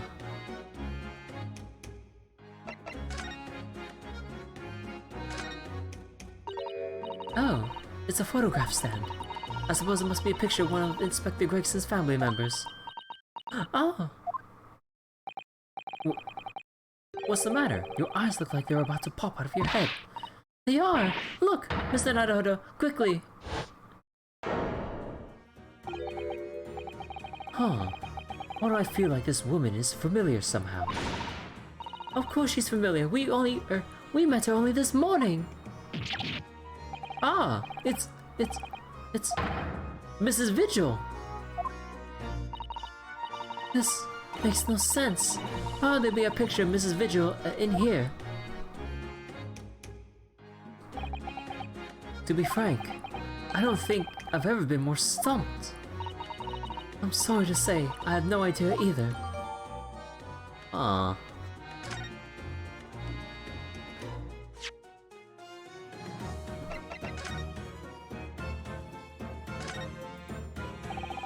Professor Mikotoba has wonderful handwriting, doesn't he?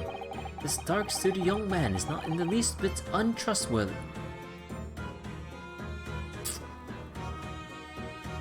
Why would we expect anything less? Is it just me or does that make me sound extremely untrustworthy? I do wish he'd call you at least... I do wish he'd at least called you a nice young man. I'm really not sure that would help.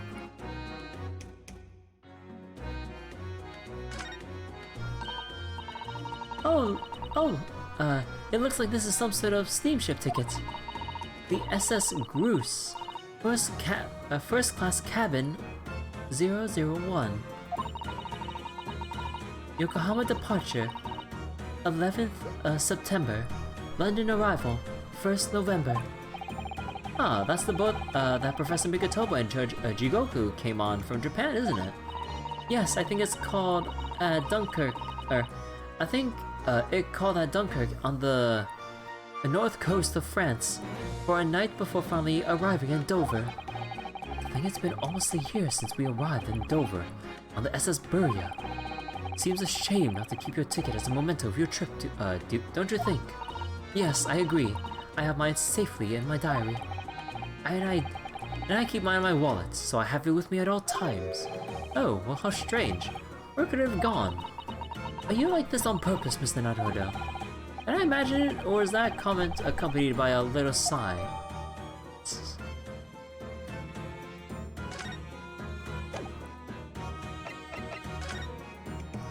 Chief Warder Dally Vigil relieved immediate effect, having violated Clause 132 of Her Majesty's Code of Conduct for Prisons. All rights to redundancy pay and other financial benefits are fully revoked. Holy shit. So then, what kind of job is he taking to make sure his wife, Mrs. Vigil, still lives a comfortable life and everything? Aiding and abetting the escape from this prison of convict just before his execution. Details of this escape are still being investigated. Are you serious? Indication that jailbreak plot. Investigations are that the jailbreak plot was conceived prior to the convict's incarceration. It is believed that the convict engaged in some form of negotiation with prison staff in order to secure assistance. Full disclosure of information regarding these negotiations will be demanded. What the heck? Oh, I also thought that you can, like, investigate the actual... oh, is there anything different that we see here?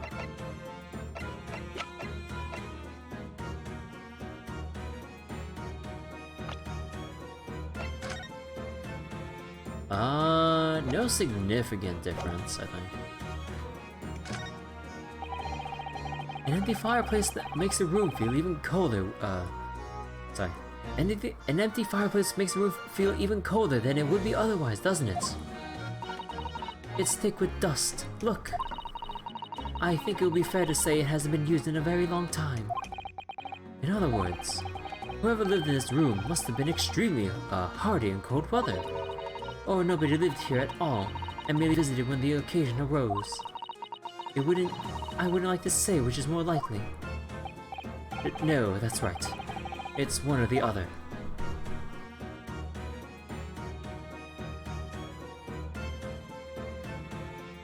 Okay, hold on. I'll do some more stuff real quick.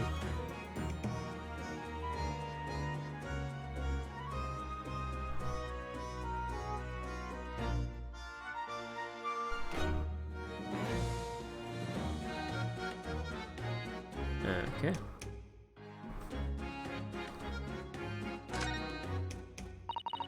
This looks like some sort of notice board or something. And it's absolutely covered in scraps of paper. Ah, Mr. Naruhodo, look! This you mean? It's an autopsy report, isn't it? And these are case notes here, and details of prison inmates. Yes, in fact, they're all the sort of documents that only a detective could normally acquire. What on earth went on in this room? Some more newspaper cuttings.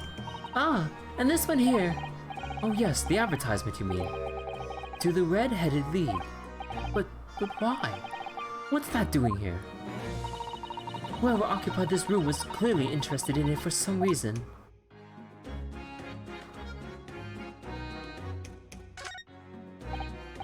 Excuse me.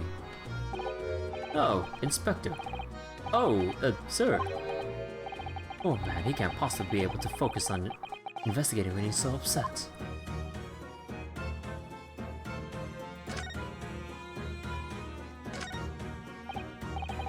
Excuse me. Sorry, sir. Can't see a thing, sir. Too many tears, sir. Right, perhaps I'd better leave you to your work then.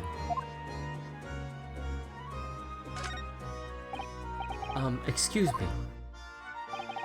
If you're looking down on us from the great beyond, Inspector, don't worry. We'll look after things at the yard. I've interrupted some deep thoughts there.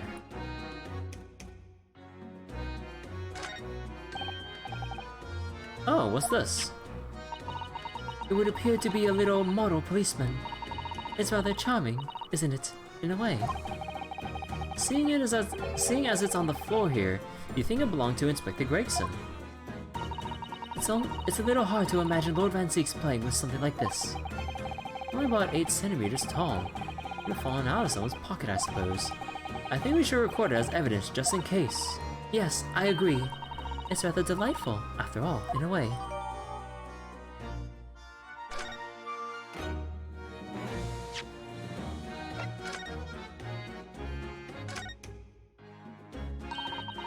The helmet of this charming policeman appears to be a little worse for wear. I'm not convinced about the charming part, but yes, you're right. The head of the pod looks like it's been fairly, heavily manhandled. Almost as if somebody enjoyed twisting it around and around for fun. Shall we try twisting it around and around too, for fun? Pop. Oh! Ah, what's that? It appears to be some sort of key. But it's tiny though. Could it be a key for a door? Not at that size. So what is it for, I wonder?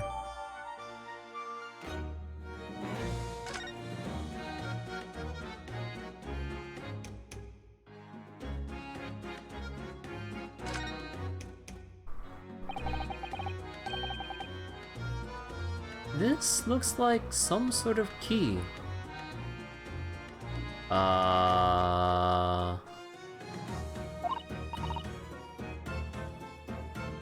That's a gun, Solomon 2021. Yeah!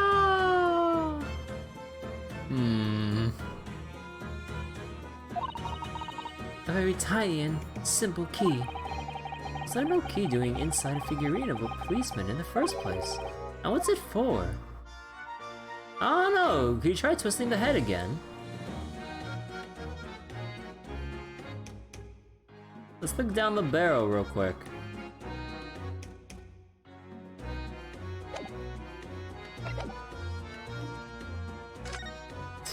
I mean, well, we have the actual gun here. Although it's kind of weird that the thing has a little hole inside it like that, so I don't know. Well, let's see. This is presumably the murder weapon then. Oh my! It is real, I suppose. I think so. Guns are so rare in Japan, I really know very little about them. There's one way to know for sure, Mr. Naruhodo. Fire a shot. No. If I did that, I'd be looking for a skilled lawyer to represent me in court. It's like safe to just ask someone who might know, I think.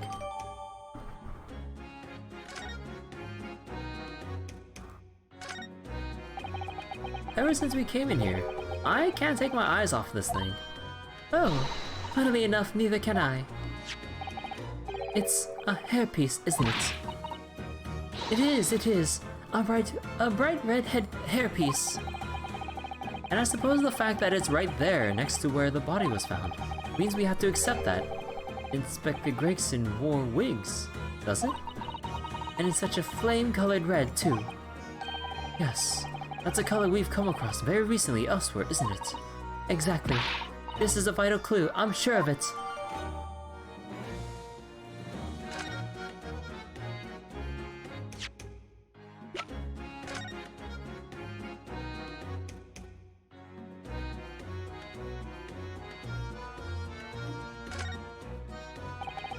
I've always wondered what the underside of a hairpiece looks like. That doesn't surprise me at all, Mr. Naruhodo. You always want to see what lies beneath, don't you? I'm not sure that's how I'd put it. You must have lots of birdlime to keep it in place on your head, so it doesn't get blown off in a gust of wind, I mean. That might be a little inconvenient when you wanted to take it off again, don't you think?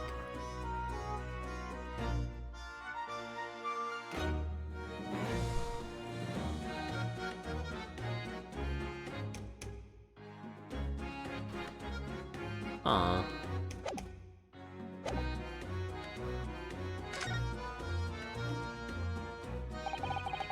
So I suppose this is where the victim... That's right. The rope is laid around the body to show exactly how it was found. Oh, Inspector Gregson himself has been taken away. And would probably be under Dr. Sith's scalpel by now, if not for what happened last week. From the shape of the rope, it would appear that the inspector was curled up into a ball. Drawn the gut? Are you feeling alright, Mr. Naruhodo? You look like you've seen a ghost. I know it's just a rope, but, well, it conjures up quite a terrifying image, that's all. Especially with that blood stain next to it. Oh, I do understand. In some ways, what we picture in our minds can be even worse than reality. Susato-san is so strong though. She's taking this far better than I am.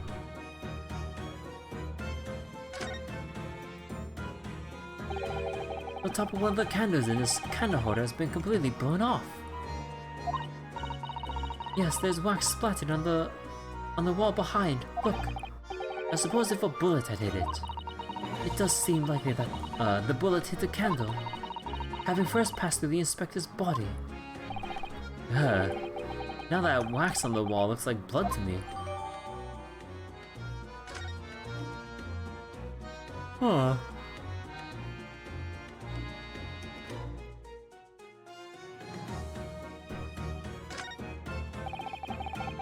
Somebody's very haphazardly nailed those boards over the broken glass, haven't they?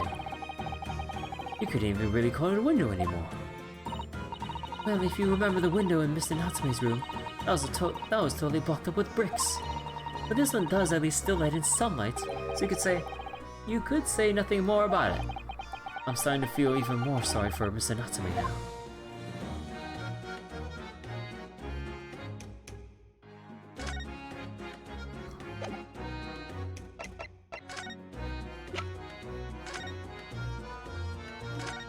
God damn it.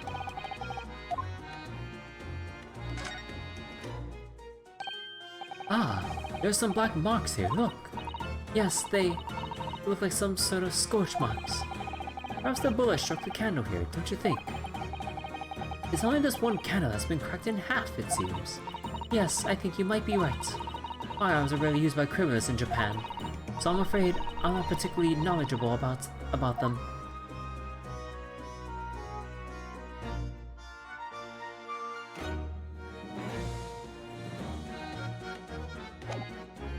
Oh. Gina, what was Inspector Gregson doing here in the first place? That's what I want to know. It's what? Half a year since I got out of the clink. That's when I decided to give up me diving and become a detective instead. Oh yes, Mr. Sholmes twisted the inspector's arm to agree to take you on as an apprentice, didn't he? Something like that, I think. Anyway, the point is, I didn't really know much about the boss until then. But it turns out he's a bit of a legend at the yard. Goodness, really? They say he managed to solve some really tricky case. Just like that. He did. Yep, and ever since then, he started going out on all sorts of investigations, but always on his own. On his... No one else at the yard even knows what half the cases he works on are, apparently. That's not how it's supposed to work, is it? So what's the legendary inspector doing in a dingy little room like this?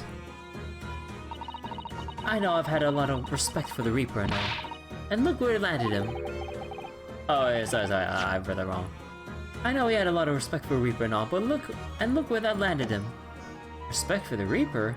In what way? I heard him say as much. I take my hat out to that fella. Were his words. Not how the general public feels, is it? Most people are terrified of the Reaper.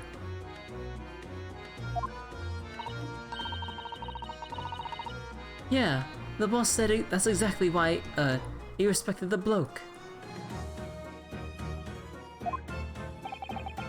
I didn't realize Gregson held the Reaper in such quite high regard.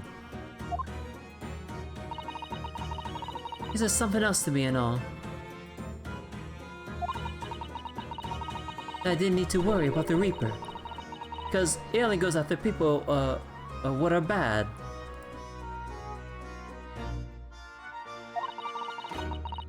It did kind of set my mind at ease when he said that.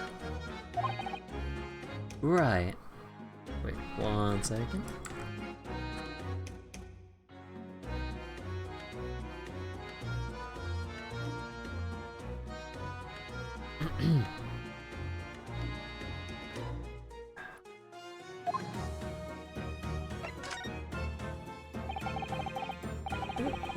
What is this place then? Does anyone live here? Apparently it's being rented by some cove called Hugh Boone. Hugh Boone? Hugh Boone.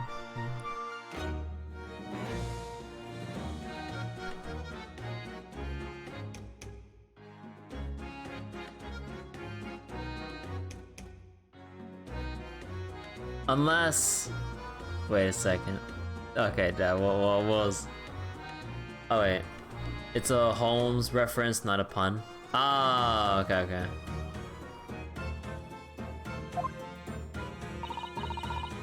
Hugh Boone. It's sort of...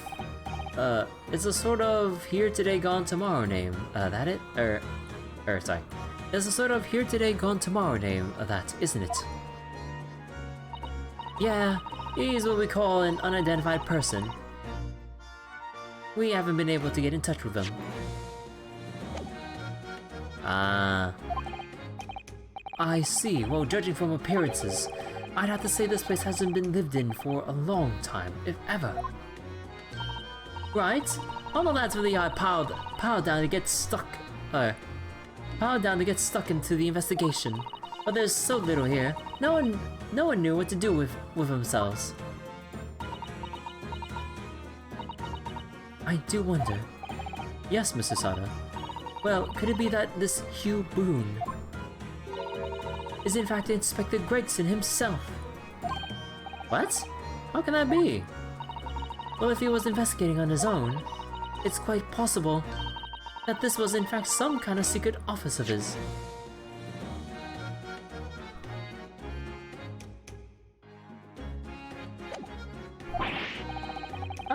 I'd never even considered that.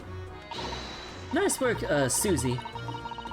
We're actually following a line of inquiry like that ourselves.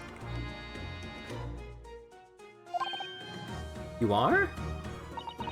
If you look around the room, you'll see there's a few things that hint at it. We should really investigate this place in detail.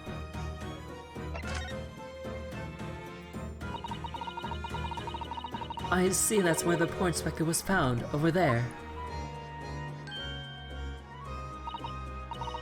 Yeah, that's right. They said it was a single bullet what did him in. Apparently the bullet went right through him and struck that candle tree in the wall. Yes, it's blown one of the candles apart completely. And the gun and the gun is there, and the gun used is there on the floor. It's the Reaper's, isn't it? No denying that. What? Really? How do you know that? Take it easy. I don't know what to do with myself when you stare at me with them big wide eyes. I'm only saying what I've heard. I don't know much about guns myself. There's some bigwig lawman or whatever who said so. Why don't you ask him? Bigwig lawman, is it? Anyway, Fresno Street runs along under that window there. There were some street sellers just outside who heard the gunshot. Oh, but I don't recall seeing anybody outside. Yeah, they've all been taken down the yard for questioning, that's why. We're talking about the yard's legendary inspector here, after all. They'll be getting a grilling. Do you think we might be able to speak with those street sellers ourselves? I doubt it. The lads at the yard will just want to know what you're snooping around for, and you'll be up for a grilling and all. So we can't interview the witnesses then. Shame.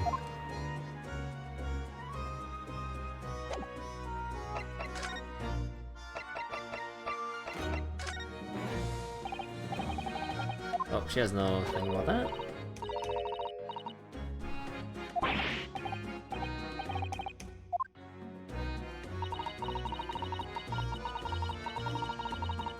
To get all this deducted business yet.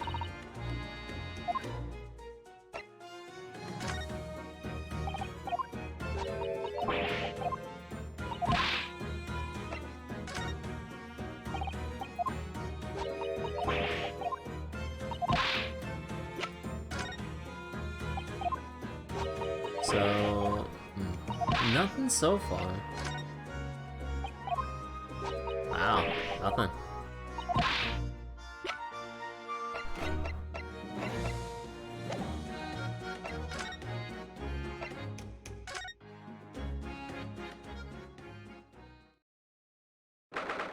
I see he's reading in there.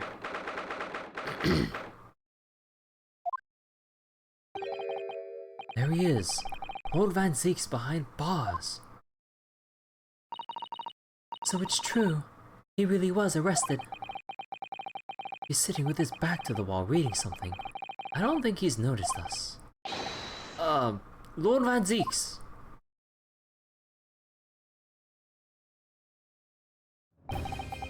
Fancy meeting you here. The last place on Earth I'd like to be. The last person on Earth I'd like to see. I couldn't very well not come. We heard what happened. That Inspector Gregson was. Go home. This has nothing to do with you. What? Forgive me, Lord Van Zeeks, but I must disagree. Inspector Gregson was very helpful to us on a number of occasions. We are indebted to him. At the very least, we owe it to him to find out the truth about his death. You must help us with our investigations, please. There's really nothing I can tell you. What were you doing, or what were you just reading at the back of the cell there? Was it something related to the case? This. The yard isn't quite so cavalier with his information as to share case details with the suspect. This is a letter from an old acquaintance. Oh, who might that be? Someone you know as it happens. Albert Harebrain. Of course, yes. I keep forgetting they went to the same university. And I would like to read my correspondence in peace. So let's get this over with, shall we? What is it you want to know? Strange. I mean, let's face it, Lord Van Zeeks never minces his words. But they seem to have less bite than usual somehow. Oh shit. Okay, actually, I'm gonna need to be right back again. There's this eyelash on my eye that's really bothering me and I can't get it out.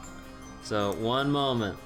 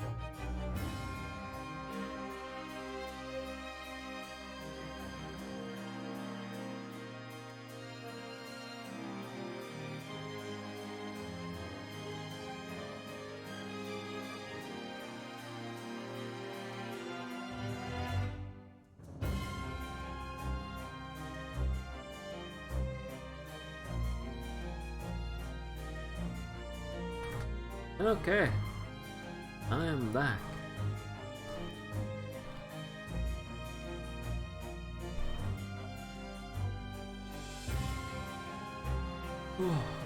Let me just set up one more thing for Grand Blue and then we'll get to reading Van Zeek's statements on a murder.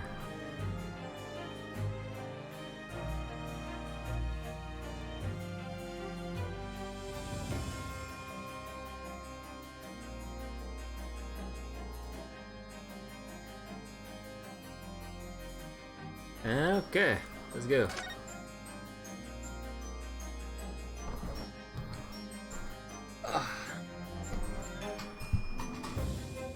What happened? Can you at least tell us your side of the story, Lord Antiques? What happened?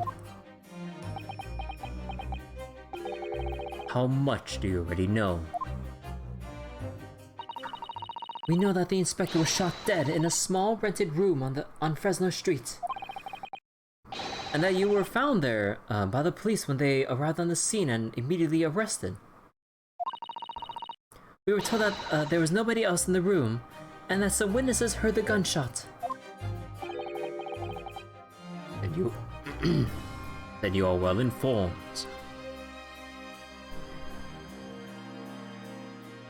Okay, hold on. Man, it's that awkward thing where, like, I just can't sit in a comfortable position right now. It's so annoying.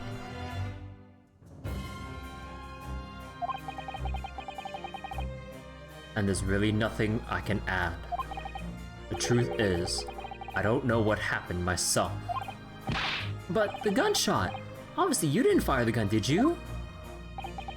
I'm not in the habit of shooting the people I work alongside. I also heard the noise. However, before I had a chance to investigate, I was apprehended by the arriving officers. So he doesn't actually know what happened. If I might ask, what were you doing in that place to begin with? I don't need to answer that. Oh. After all, you're not representing me. He's going to need a lawyer though.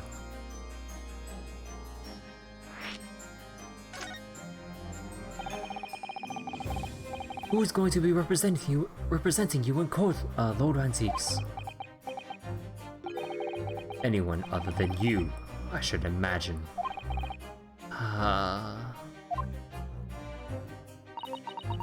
Would I be right in assuming that you have no representation as yet?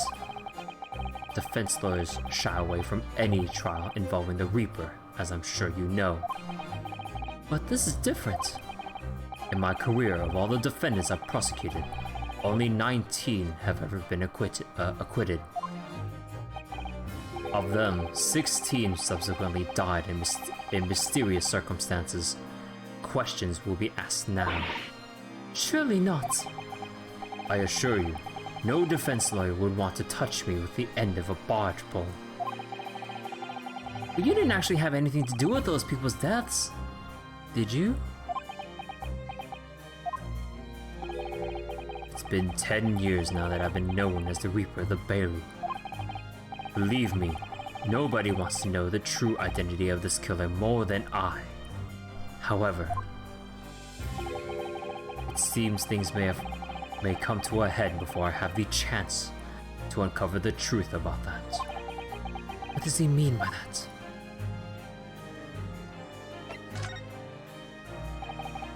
After the trial, Professor Herman was supposed to go straight back to Germany, I thought. It's a letter to inform me of his safe arrival at home. I arranged his passage by sea and rail. It's a relief, I must say. He should now be beyond the reaches of the Reaper. Because the Reaper doesn't follow people abroad, you mean? Yes, so it seems. Your stooped little Nipponese friend, for example. You told me he was keeping well in Japan when I inquired the other day. Yes, that's right. He's an author now, happily working in Tokyo. So Professor Herman is safely back in Germany now. He is.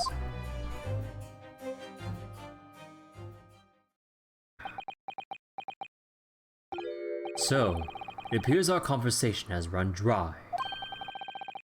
There was a 2-second silence, that's all. Well, in any event, if you'll excuse me now, I wouldn't like to detain you. I was wondering, Lord Van Zieks, if you like, I'd be happy to advocate for you. You trust me, do you? Yes. I've heard you speak many times in court. I've seen how you treat people. So I'm quite sure that you would never have taken another's life. It's just, my feelings can't be used as evidence in a court of law, sadly. It's a very gracious offer. However, I trust no one. What? Not the police, not the judiciary, and not you Nipponese. What? Please! I have no intention of engaging your services. The chasm between us, is just too wide and too deep, it seems. I'd appreciate it if you don't visit again. Then neither of us will waste any more time.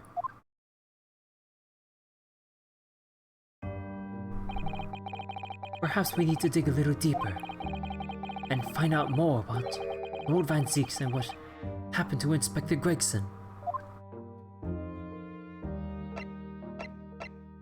Oh, we can't even.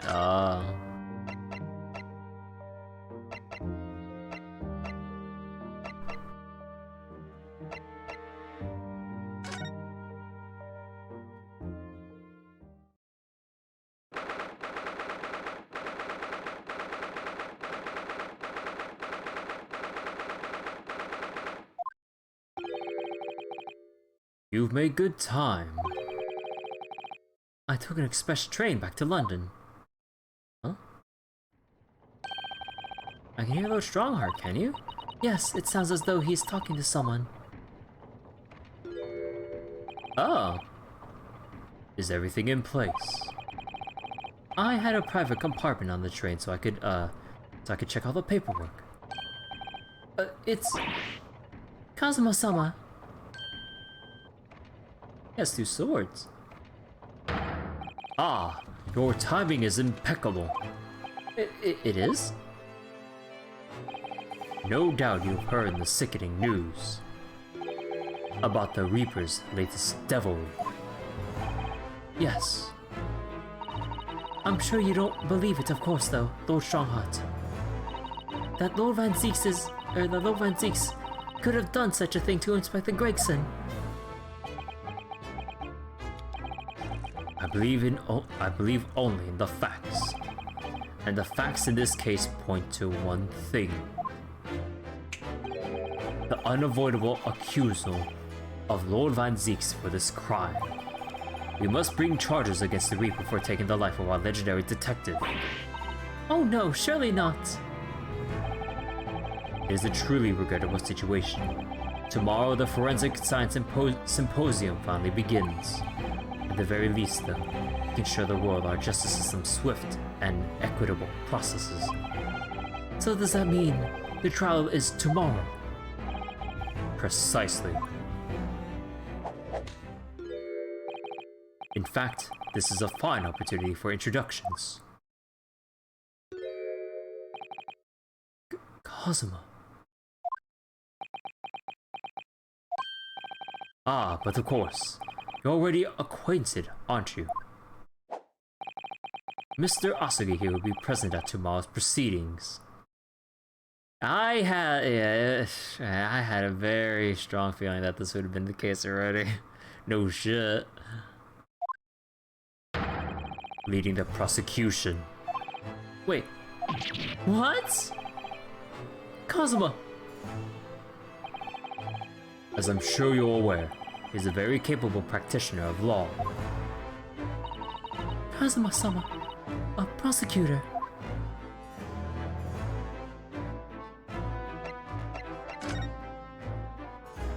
Just in case the Edgeworth parallels weren't apparent yet. Yeah, that was on my mind. I'm like, okay, we have a very well-known prosecutor, Lord Van Zieks, accused of murder himself, with no one to represent him, and he really doesn't want us to be the ones representing him. And also, the dear friend, just like, oh my god. Our dear friend, once originally going to be defense lawyer, oh, big twist. He's gonna be the prosecution this time. Whoa! Oh my god, come on. Why? I'm sure you can imagine that tomorrow's trial will be closely followed all over London. In fact, no, people all over the Empire will be watching closely to see how it unfolds. There's no salvation for anyone in a trial prosecuted by the Reaper the Bailey. And now, the Reaper himself must stand in the dock. Quite so. The public want answers about the Reaper. Answers about how and why those who escaped conviction subsequently died mysterious deaths. But Lord Van Zieks firmly denies any involvement in such matters. And there have been thorough investigations that have proven it to be innocent. That's certainly true. Or it has been, at least. Until now. Oh. No, tomorrow's trial will mark the start of a new chapter in our country's great judicial history.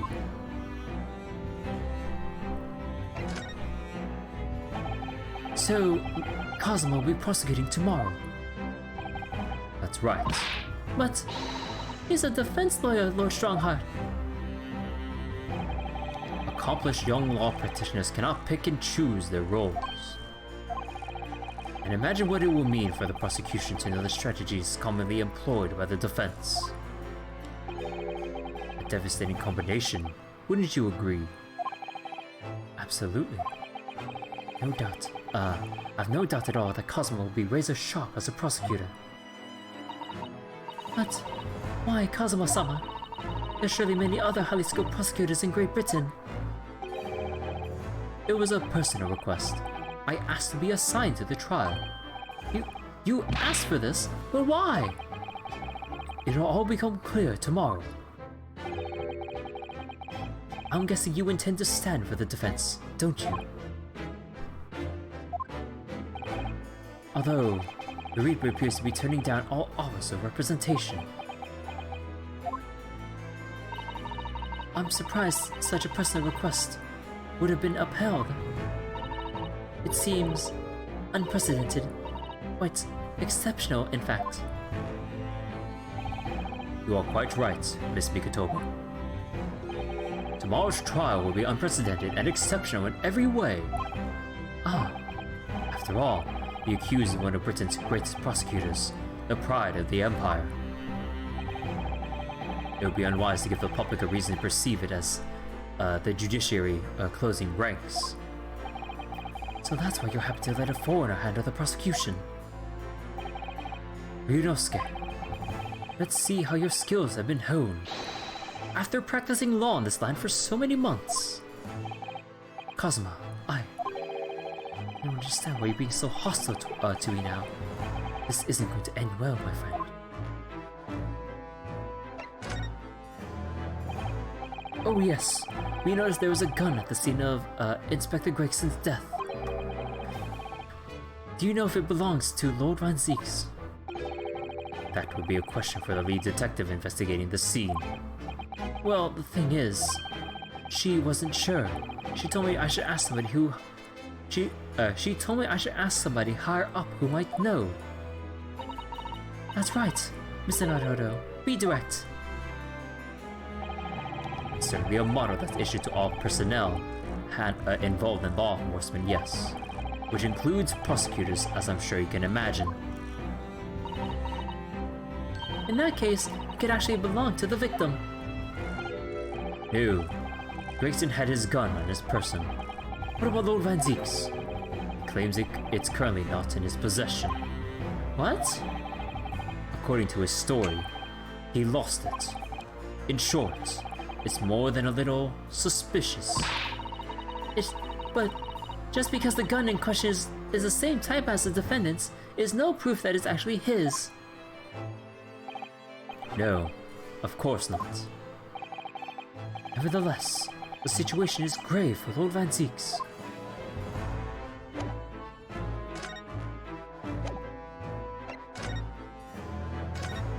Oh, whoops. I'm sorry for all the worry I've caused you, but it'll be alright now. Has your memory completely returned? Yes, completely. I remember everything, including what I was coming here to do. Right. Kazuma-sama, I can't tell you how happy I am to see you alive and well like this. But how did you come to be here in London when you were suffering from amnesia? It was the voice. This past year, I've been hearing it in my head constantly, saying the same thing over and over. Go to London. That's where your destiny awaits. It was that voice that guided me here to London. I'm sorry for what's happened. Anyway, my memory might have returned to me, but there's something that won't return to the way it was before. Huh? What do you mean? I'm a prosecutor now, so I'm sure our paths will cross again very soon.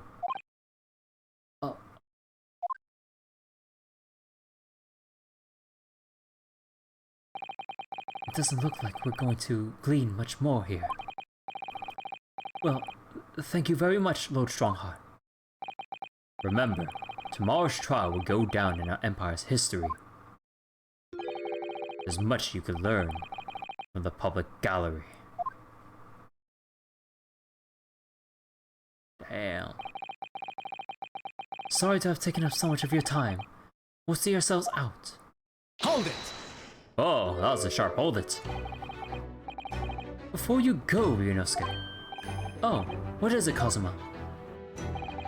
I just wanted to thank you. Kazuma-sama, what? You took my determination to heart and brought it with you over the ocean in my stead. And you carried out my role to perfection. You always were intent on studying British law in order to change our own justice system. It was your dream, and Mr. Naruhodo didn't want that to die with you.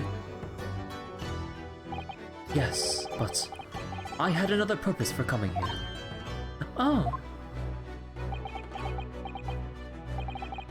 I actually have a favor to ask, which is this trial I'll be prosecuting tomorrow. I'd like you to be there to see how it ends. Right in front of me, as a defense counsel. Why? What's this all about? I know you have what it takes. But Lord Van Zieks would never put his fate in my hands. On the contrary, he recognizes your talent. He does. It's not easy to see behind the facade sometimes. Here, have a look at this. Oh wow. Inspector Gregson's actually smiling. And Lord Van Zieks too. And that's his brother, if I'm sure. That's Lord Van Zieks and Inspector Gregson. In a photograph that must have been taken some time ago by the look of it. And who's the third person? It was displayed very prominently in the detective's office. In Gregson's office, you mean?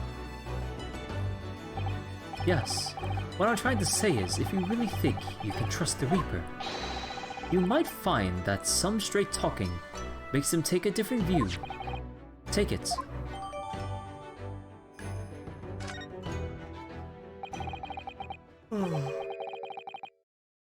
I don't understand. Why are you giving this to me? Just hurry, Ryunosuke. Visiting hours of the prison are almost over. What are you doing, Kazuma?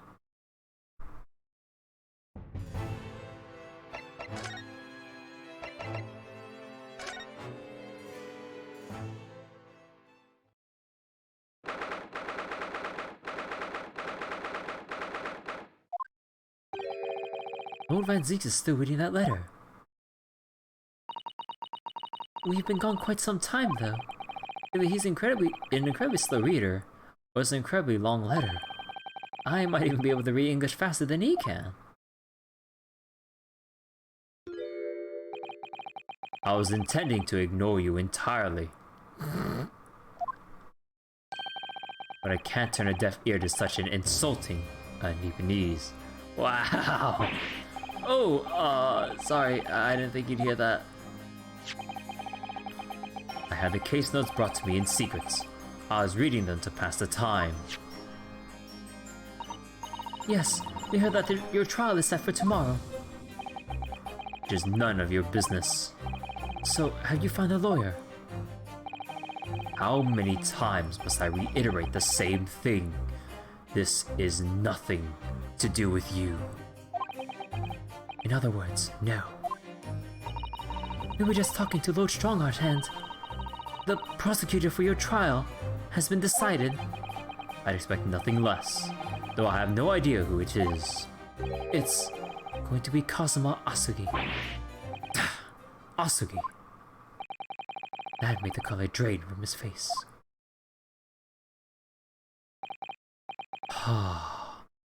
Well then. It seems I'm going to have to engage in conversation with you again after all.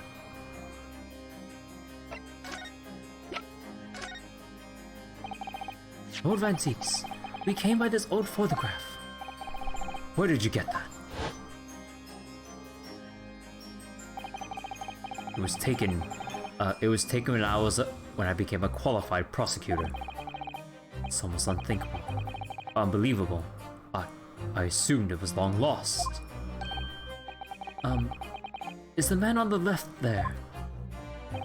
Yes, that's my brother, Clint.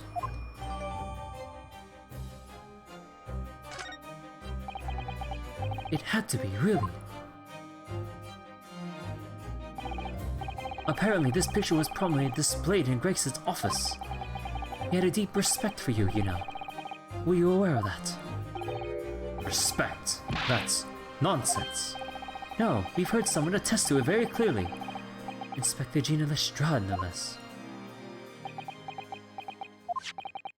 Well, maybe once, yes. There was a time things were like that. We were brothers in arms, jovially discussing the future of justice and other such lofty subject matter. That was a nice glimpse of the past. I thank you. I feel as though I got a nice glimpse of the past then, too. There was a glimmer of light in his eyes. A brief twinkle. An insight into the true nature of this man known to all, as a stone-cold reaper of the Bailey.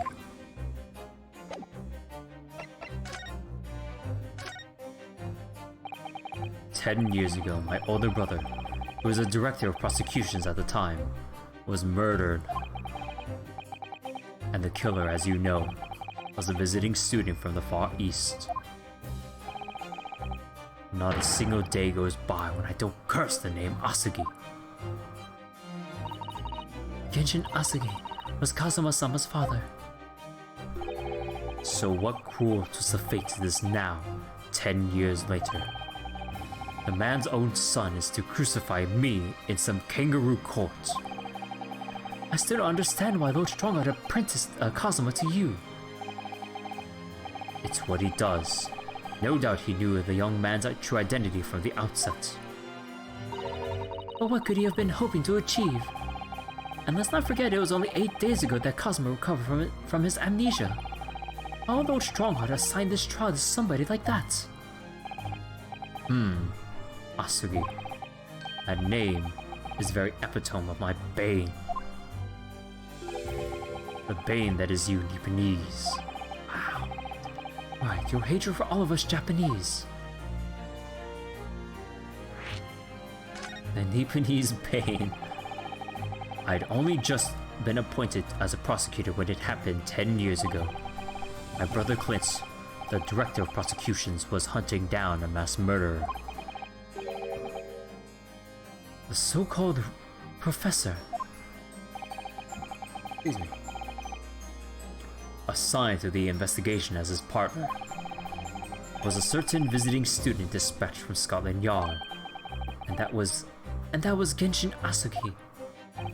Exactly. I developed a deep respect for the man. He seemed noble-minded and chivalrous in the extreme to me. But none of us saw the true nature of the man. so I lost everything when it happened. My esteemed brother, the people I believed in, and any semblance of right prevailing over wrong. Oh, how awful. To avenge my brother, I prosecuted in Asagi's trial. It wouldn't ordinarily have been allowed, but I beleaguered the ascribed prosecutor until he consented. What do you mean by the ascribed prosecutor? A man in charge of a professor case inquiry, Lord Mayo Strongheart. Oh. It's kind of comical at this point, just how interconnected everyone is with each other, and like all of these different court proceedings. Like, I'm like, holy shit, dude. Wait, what? Lord Strongheart. He was a highly accomplished prosecutor, but he agreed to relinquish the trial to me and act as my advisor instead. Since that time, he's the one person whom I felt indebted. I'm sure he must have seen your zeal for the case and recognized your potential as a prosecutor. Anyway, time passed, but then earlier this year, who should arrive in London but you? Ah! And of all things, as a lawyer. I felt your animosity the first time I ever faced you in the courtroom. Your obvious deep loathing of us Japanese. I kept telling myself it was illogical. For so many years, that hatred had festered inside me. I could no longer control it. And I can understand why. Now I know the history. But in the same way that I've long felt that Nick needs to be the bane of my life. To Kazuma Asagi, I am the bane of his. The Reaper who sent his father to the gallows. He's looking for revenge, and he intends to take it in court tomorrow.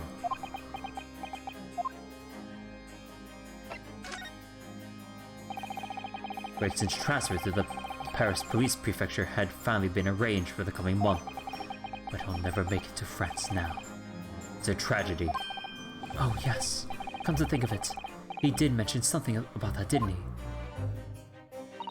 I wonder, does it happen often? Being transferred internationally, I mean. It's the first time I've ever encountered it. Oh. The Paris police welcoming an English detective is almost inconceivable. I can't imagine what kind of magic Gregson must have worked to put that arrangement in place. It sounds like that mystery has even the Reaper perplexed. I'm afraid to say that we were very ignorant about Inspector Gregson's standing. We hear that he was considered something of a legend at Scotland Yard. Again, it was 10 years ago that he first made a name for himself, uncovering a decisive piece of evidence that exposed the professor's identity. If it wasn't for Gregson's singular approach to the case, the discovery never would have been made. What sort of approach? After my brother's life was taken, the inspector pushed for a full autopsy. Oh my, 10 years ago. But why is that so surprising? Autopsy was considered a desecration of the body at the time, and rarely performed. And my brother was of course a noble, and made the idea of it even more unthinkable. But something Gregson had dug up in his investigations made him determined it was necessary.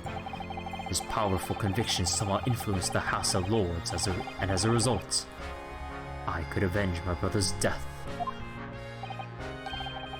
So, you must have great confidence in the inspector's abilities then. And it's even more inconceivable that you would have taken his life. Inspector Gregson.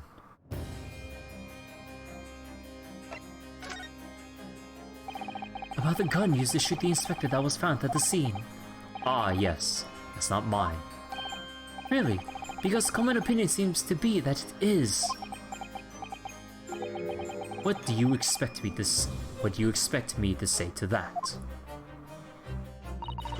Lord Strongheart informs us that you claim to have misplaced your firearm. As embarrassing as that is, I'm afraid that is true. When did you lose it then? That, I don't know. Oh, I was issued with a revolver when I first became a prosecutor 10 years ago. I must have stowed it somewhere, I suppose. Or left it somewhere, perhaps. you have something in common with Lord Van Zieks after all, Mr. Naruto. A talent for misplacing things. No, this has nothing to do with me. Don't drag me into it. Don't make the mistake of associating me with this Nipponese. Oh dear, the rift is very wide, isn't it? So it's not decisive evidence, clearly. But it doesn't look good, that's for sure.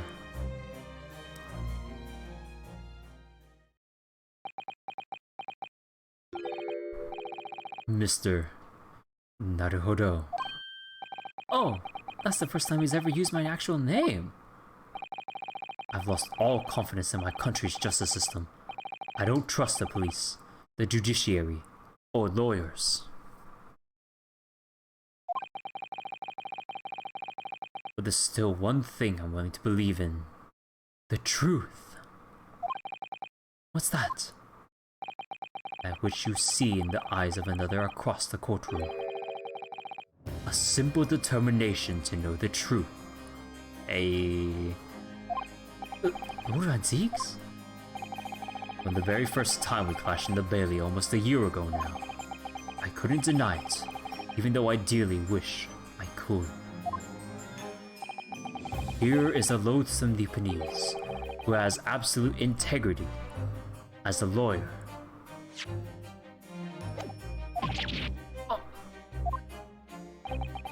There are only two other men I've known with that same look in their eyes. My brother, Clint, and Genshin Asugi. The man he idolized and the man who betrayed his trust in the most hideous way. When you showed me that photograph just now, it reminded me. You mean this photograph? Back then, I was able to laugh. I was free of the shackles of mistrust that plague me now. I look to the future with hope. Since then, I protected myself against betrayal by refusing to trust anyone. But at times the mire into which I've sunk makes it almost impossible to breathe. I'm so sorry. So, Mr. Naruhodo, I want to believe in that look in your eyes. I need to believe in it. In tomorrow's trial, will you advocate for me?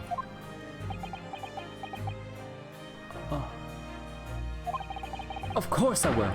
It would be an honor. I'm so pleased, Mr. Naruto. Then my life is in your hands.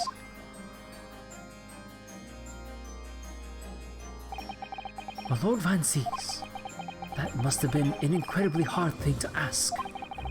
Which is why I simply cannot let the man down. Tomorrow, in the Old Bailey, against my old friend, Kazuma.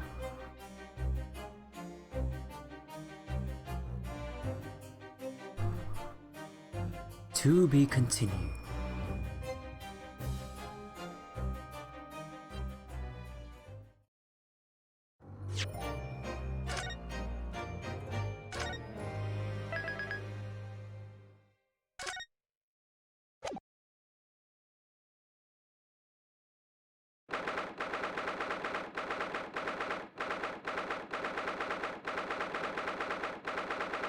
Ah, goddamn.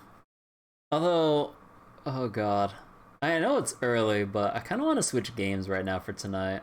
I know we're just before the trial, but this trial is... I know this feeling. This part is going to take a while. No doubt about it.